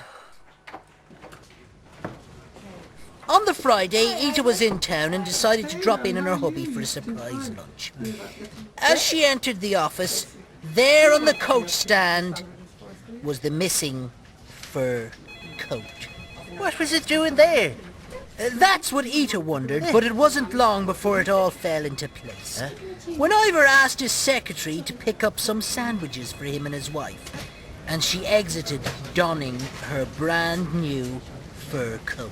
But, oh, the husband was banging the secretary, huh? Ita reckoned that when Ivor claimed the fur coat, he must have thought it was too good to waste on his wife. So he went out and bought an umbrella instead and presented the coat to his mistress, guaranteeing many afternoons of hot office sex. Oh, jeez. Now the cheater became the cheated, but she could never say a word.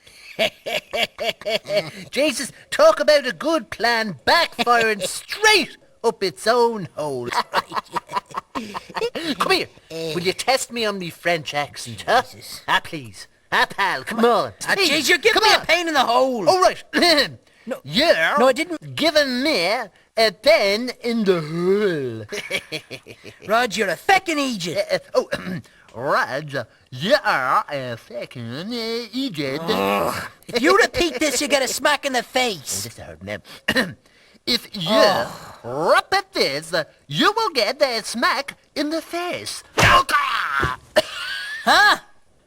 You like that? You appear to have broken my leg. I can't understand you. You're saying it in a French accent. You've broken me leg. Yeah, well, I'll break the other one if you don't shut up.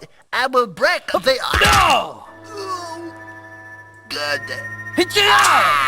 That'll do. Oh, no! It's not French. Oh, okay. Oh, good.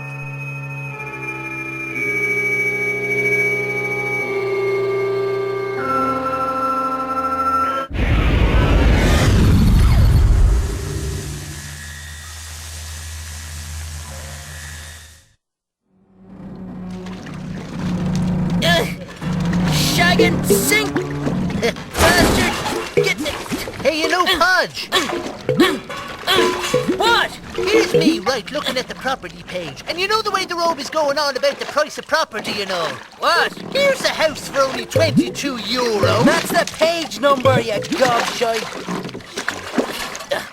Anyway, you, fat boy. I found these under the sink. What the hell are they? Me body paint. What? Me body paints! Jesus, look, why don't you just get a deodorant? Painting over it isn't going to get rid of that smell of your rotten crotch. Oh, ha, ha. I'll have you know that's something me and Sadie like to do in the privacy of our own boudoir. Oh, I get it now. If you painted her grey all over, she'd look like a hippo. Oh, ha, ha. I'll have you know that body painting is a legitimate art form. What would you know about art? With your disproportionate head, your bandy legs, and your stubby fingers, huh? Listen and learn, Pablo Pepisshead.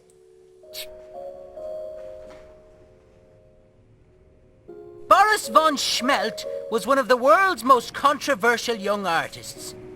2 years ago, he shocked the Tate Modern with his skinned rabbit exhibition.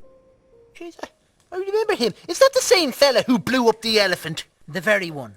So his latest exhibition of portraits of serial killers almost seemed tame by comparison. But, as per usual, there were no shortage of willing buyers for these latest pieces from the hottest artist around. Arty-farty ponces, with their feckin' wine and cheese volo vents, with their look at me and me laddie-da, and their I know about paintings and stuff. They vex my hole. Yeah, you're quite done, Melvin Bragg. The Mandelsons from Monte Carlo bought a painting of Fred Bungie, the Cincinnati slicer. They said it exuded an understated but overwhelming provocative chiaroscuro of good suppressed by evil. Of course they feckin' said that. Monte Carlo, Monty Ponces. Within an hour of the exhibition opening, all von Schmelt's 13 works were sold. And within a year, every buyer was dead. What you talking about, Willis? Each buyer was found murdered identically to the way that the serial killer depicted in the painting had killed their victims. The Mandelsons of Monte Carlo were found sliced into little pieces and sautéed in a light batter. The Mount Havens of Gloucester were found with live sharks up their arses. And millionaire tycoon Toby Nairobi choked to death on his own shoe. Jesus. Was it a copycat killer? That's what the police first thought, as some of the world's most vicious killers have fan clubs. Oh, Jesus, that reminds me. I must renew my subscription to the Don't Hang Billy Mingus Society. Who the feck is Billy Mingus? I told you before. He was the fella who used to bump off the old ladies, steal their dentures, and then he used to play with himself while he licked them clean. Oh, God, Rodge. And they want to hang him for that. Yeah, can you will believe you it? feckin' clench your cheeks, right? As I don't want to hear another word out of you, you despicable monkey. Oh, good God. Billy Mink. Jesus! Anyway, where was I? Oh, yeah. The police had no suspects and no motives. And it couldn't have been a copycat killer, as often murders occurred on the same night, but in different parts of the world. That's when they called in the only man for the job. Elton John? Yeah. So what use would he be? Sure, he can only play the piano in a gay way. Will you shut it, you scuttering gobsheen? They called Detective Spunk Murphy. From Limerick CID. Yes.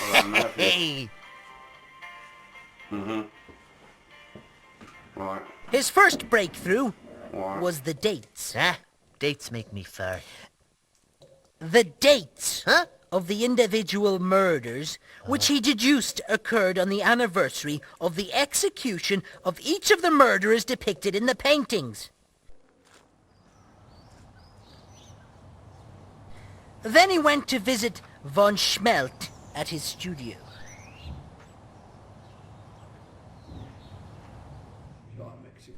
After interviewing von Schmelt, Spunk felt that the eccentric artist was holding something back. There was more to these paintings than meets the eye.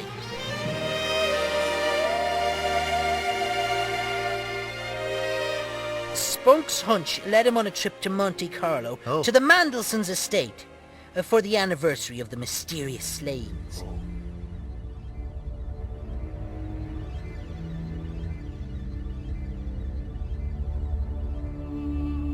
There hung the picture of the Cincinnati slicer. There stood Spunk himself with Father Fondell, the voodoo priest. After an uneventful evening, they all went to bed. But at precisely 3:07 a.m., they were awoken from their slumber by a noise from downstairs. They met in front of the painting to find the subject missing. Missing? What are you fecking on about missing? Out of the shadows stepped the Cincinnati Slicer himself. Jesus, but he was dead! Yes, he was dead! The living dead! Oh. Murphy's hunch was correct. With some voodoo words, Father Fondel coaxed the killer back into his painting.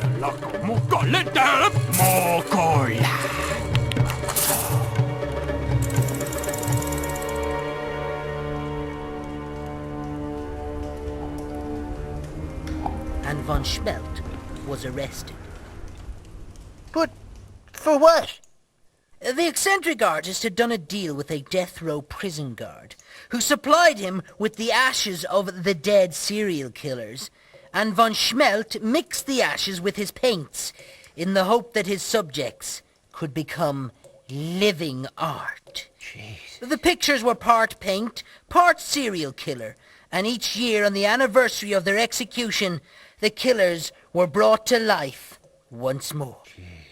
Under the supervision of Father Fondel, the paintings were burnt, putting the killers to rest once more. Even the supernatural were no match for Detective Spunk Murphy, Limerick CID. Jesus. Life imitating art. Yeah. Imitating life. Yeah. Imitating art, huh? Imitating life. Imitating art. Yeah, all right. Imitating life. Imitating art. Imitating life. Imitating art. Oh! Huh?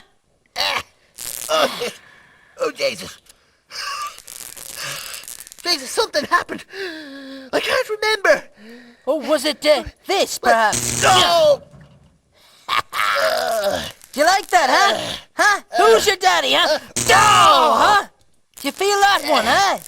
Electricity, the power of electricity. I give it to you.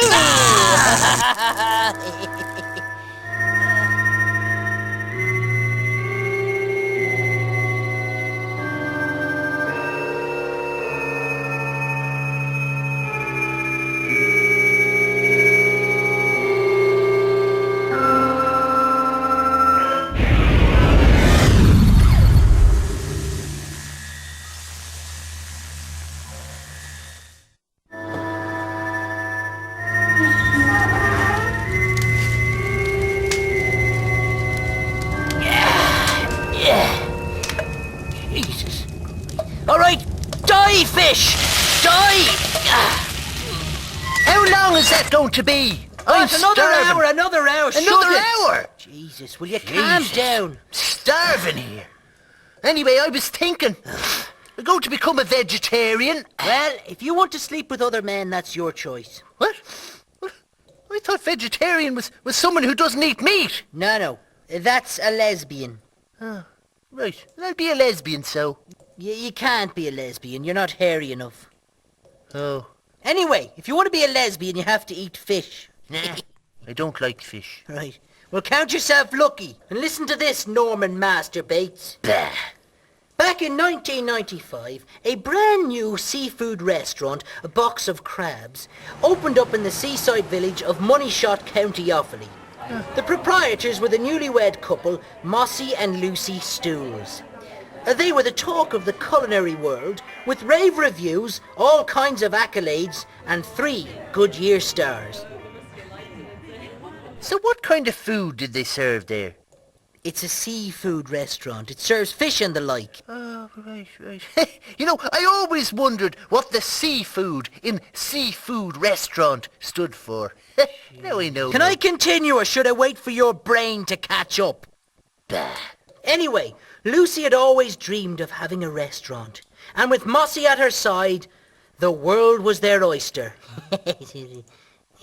That was until poor Mossy was struck down with an awful hereditary disease. Oh, Jesus. His heart and lungs were banjaxed. God, it was an awful blow to the pair of them. And as well as looking after the restaurant, she had to look after Mossy as well. Who's smoking? Fine. Jesus, Could he not get a new heart and lungs? Oh yeah, his name was on a waiting list. But as there were only 2 surgeons in the Western Hemisphere that could perform such a specialist operation, he could be waiting for 12 years. Jesus, 12 years. But there was another option, to sell the restaurant and pay privately for the operation. Oh. They got a phone call. It was Dr. Helmut Wrinkles, the famous surgeon. He explained to Lucy that he would be arriving in 2 days' time to perform the transplant, as a donor had become available. Oh, doctor, that is amazing. Thank you so much. They must have been delighted. Oh, yeah. The surgeon fella arrived and explained to the couple how the operation would take up to 8 crucial hours.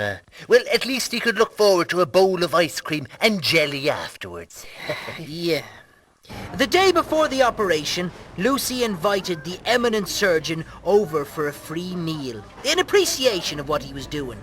And sure, the restaurant would only be open for a few more nights. Dr. Wrinkles readily accepted the offer. Lucy laid it all on for the surgeon. Seafood of every description. Crab, lobster, and their speciality, fresh oysters. All from the captain's table, huh? You know, like... Right. The next day, the donor organs arrived. Mossy laid cracked open on the table, ready for his new bits. The intense 8 hours lay ahead, but as Dr. Wrinkles started cutting, his stomach started grumbling. Oh, shite. Yep, you put your finger on it, Rodge. But that's something he couldn't do, as he felt a squirt of hot gravy shoot through his guts. Diarrhea, I hate to see ya. He had to drop everything, and he barely made it to the jacks.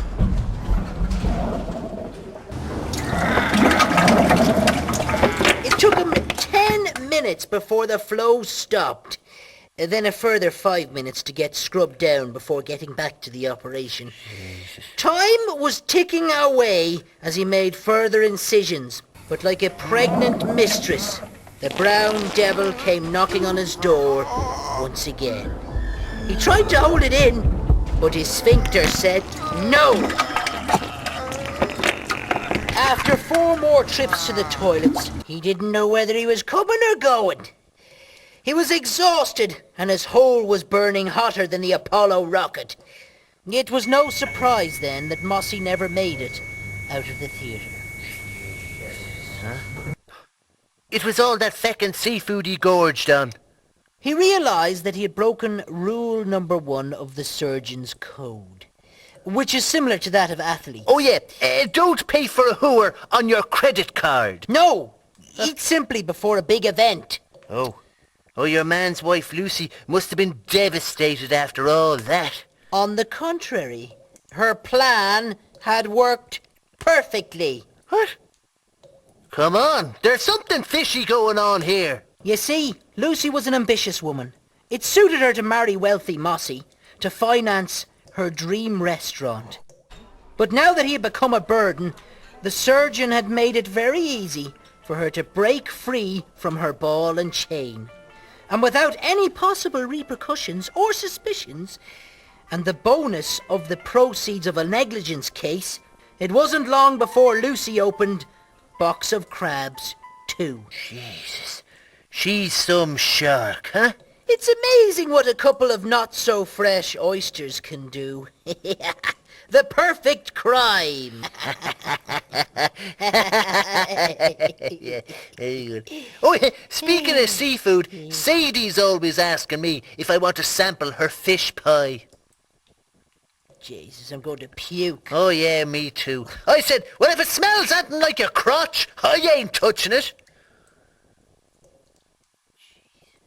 Huh. What? Fair enough. Oh, smells like the dinner might be ready. Yeah, I'm not hungry now. Put me right over. I was only saying... Yeah, you crossed the line now, and an image in me head I can't get rid of.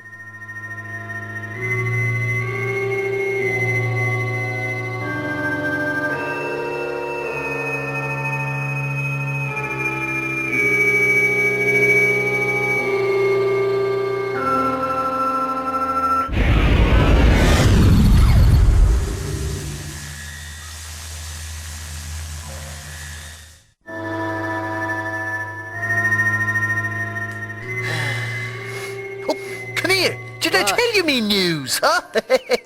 I'm thinking of getting a job at the 24-hour petrol station. I believe basic hand-eye coordination is required, and an IQ in at least double numbers. Oh, ha, ha. I'll have you know I'm a member of Mensa. No, you keep getting that wrong, Rodge. It's Mansack. Masturbation addicts needing special arm care. Okay. That's the one you're in.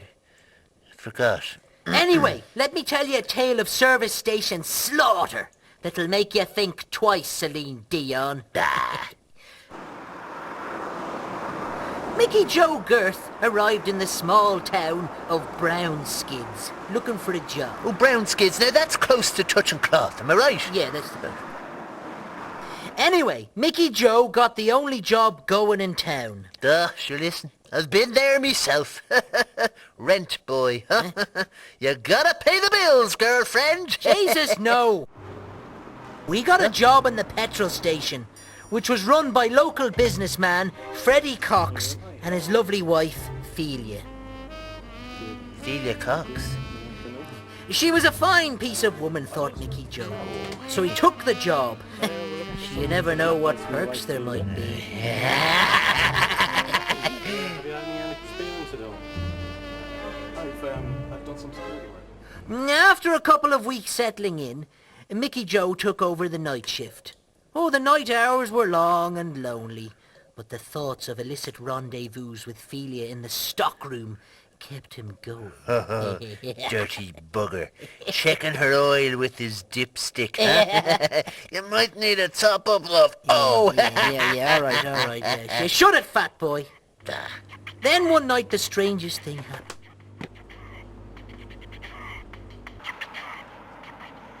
A man in his pyjamas arrived in the forecourt. What? Looking for all intents and purposes like he was driving an imaginary car.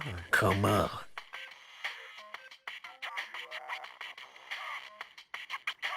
Mickey Joe watched in disbelief as the petrol poured out onto the tarmac. He rang Freddie and told him what had happened. Oh, he's back again, is he? Freddie replied. Don't worry, it's only Donny. He's sleepwalking again. Whatever you do, don't wake him. We'll sort it out tomorrow. Oh, yeah, you see, you can't wake a sleepwalker. The fright, it would kill them. Yeah, thank you, Dr. David Banner. Anyway, Freddie explained to Mickey Joe that Donny was a chronic sleepwalker. They thought they had him cured, but now he was back as bad as ever. And that the best thing to do was the next night he came by, just play along. Turn off the pump, take the imaginary money off him, and leave him be. Soon Mickey Joe got used to the strange sleepwalker, who did the exact same thing every single night. It was the only other source of entertainment in this dull town, besides banging the boss's wife. Oh, well, there's always pulling yourself off to the lyrics board, if he was really stuck for something to do. You are truly beyond redemption, you know that? Thank you. It was like any other Wednesday night. Mickey Joe sat behind the counter, and there was Donny sleepwalking again, doing the exact same routine as always. That'll be €30 imaginary money if you don't mind. But this time, Donny drove a very real knife into Mickey Joe's chest. Then he turned and walked out the door. Wait a minute, the sleepwalker is now a sleep murderer! Well, he would have been if it wasn't for the bright lights and camera crew that confronted Freddie What on the forecourt. Feck are you cameras, lights, Freddie? Freddie thought he had worked out the perfect plan for revenge on Mickey Joe. He had found out about the affair with his wife and planned to kill the little toe rag and blame it on the sleepwalker Donny. So he had dressed up like Donny and carried out what he believed was the perfect crime. But what about the real sleepwalker, Donny? Freddie had that covered. Sure, it's a known fact that sleepwalkers will stick rigidly to the rules of the road. So he set up some temporary traffic lights stuck on red. So he intended to go back, place the murder weapon into a sleeping Donnie's hand. Oh, and of course, your man, he wouldn't remember a thing when he woke up in the morning. Yep. And all the evidence the cops would have needed to convict him for murder would have been caught on the petrol station's CCTV. And it all would have worked out like a dream, except for the fact that Mickey Joe, wanting to earn a few more shekels, had called the producers of Petrol Station Secrets 3, the hidden camera show, who had set up to film the antics of Donnie the Sleepwalker that very night. Talk about an alibi disappearing right up its own hole. Jesus, hey. Do you know, that might explain something that's been bugging me. What's that? Some nights I wake up, right, in Yeah. the bed, and you're not there. Huh? Yeah, and there you'd be, down here in the kitchen, watching the portable, with your trousers around your ankles, pummeling away to the video, Big Booty Hose 4. Yeah, I can explain. No need, Rodge. Huh? You must have been sleep wanking. No, I mean... Oh, that's it, yeah, sleepwanking. Yeah, sure, I wouldn't know what I'd be doing. Oh, no. No, isn't the subconscious mind a mad yoke altogether, Oh, huh? God, it is. It's an amazing, isn't it? Yeah. Yeah, it's amazing that you can sleep pause the video, sleep rewind the video, sleep slow-mo the video, and sleep put the video back where you hide it. Yeah. And sleep get rid of all the dirty tissues you've soiled. Tissues? Oh, I use the tea towel like everyone else. Oh, Jesus. I mean, I think that's what I'd be using because, I mean, I'd be asleep, wouldn't I? Yeah, you're a dirty, despicable little man, you know that? Oh. God. Oh. No. Not another word. I'm done with you. It's all over, pal.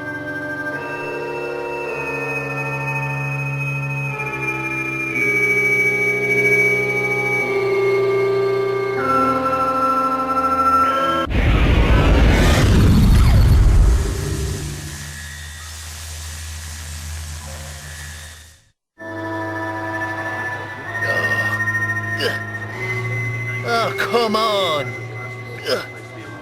God almighty. What the hell is wrong with men? I mean, there's a fella showing you how to hang curtains. Jesus, and there's a fella doing flower arranging. God almighty. And there's a feckin' Egypt wasting my ear space talking about fellas hanging curtains and flower arranging. Look, all I'm saying is, I wish it were like the old days, when men were men and women were women, and there was none of these grey areas. Yeah. The good old days, huh? The good old days. Well, obviously you've never heard of Femme McCool. Oh, is he showing his current collection in Milan? No, you scuttering gobsheen. He was Ireland's greatest Celtic warrior, who just happened to be a raging Benny. An ancient arse bandit? But I didn't think gayness was invented until the 80s. Well, Boy George gets a lot more credit than he's due. Oh. The trouble was, Femme McCool back in his day was the only gay man in Ireland.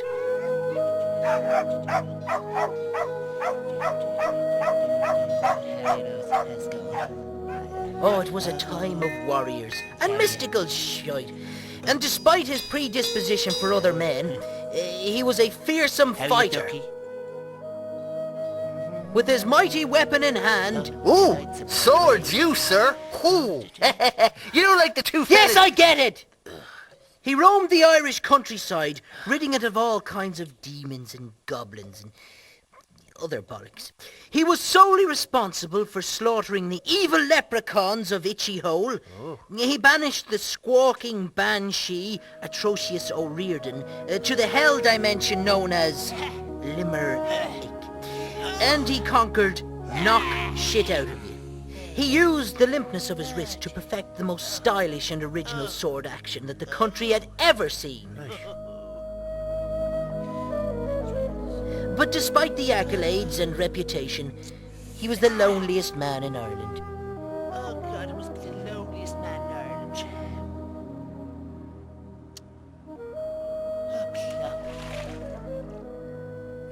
You see, he should have got himself one of them videos. You know, like the ones you've hidden in the hole in your mattress. Huh? I told you before, they're fitness videos. What? Up to the elbow 3? Shut it, your arsehake! Anyway, with no other like-minded males in Ireland, poor Fem McCool resigned himself to a life of loneliness, with only his weapon for company. Oh, I know how he feels. Oh. That was until the Sassenach bastards decided to send their finest warrior for a clash of the Titans. Feckin' Spanish bastards with their frozen pizzas and their sun-tanned arses. Sassenach is old school for English. Feckin' English bastards with their cheese strings and their top of the pops records. Are you done yet, Jarvis Cocker? Jesus. Anyway, all the Irish clans got together and nominated Fem McCool as their representative.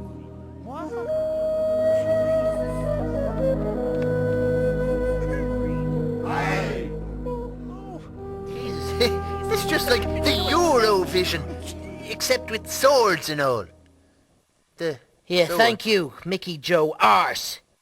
The prize wasn't some poxy record contract with Louis feckin' Welch. It was for the Emerald Isle itself. Jesus. High stakes indeed, huh? Yeah. Fem McCool was fighting for Ireland. He stood on top of Mount Fiji, where Fiji? Athlone is now. Oh, right. And awaited the arrival of his opponent. Then over the hill, he first set his eyes on his nemesis. Is that the new Hyundai? His rival, the Pink Knight. The Pink Knight? Yep. And instead of his blood boiling before a frenzied fight, Fem fell in love.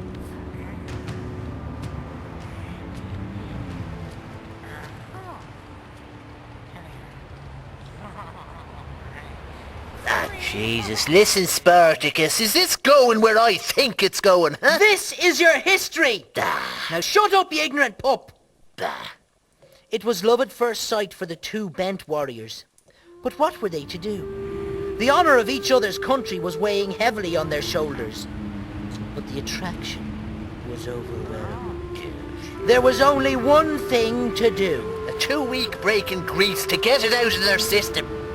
They both raised their swords, and without a word, they rammed them through each other's hearts. Jesus. And the two warriors died in a love embrace, knowing that they would be united for all eternity in the afterlife. They're now in the big gay disco in the sky. And Ireland stayed straight until the 1980s. Ah, right enough. Fem McCool, Yeah.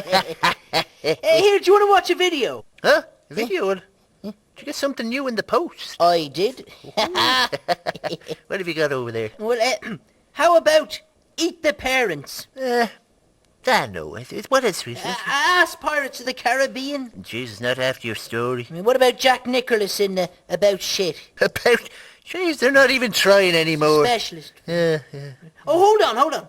How Well, them about two a double there, yeah. bill?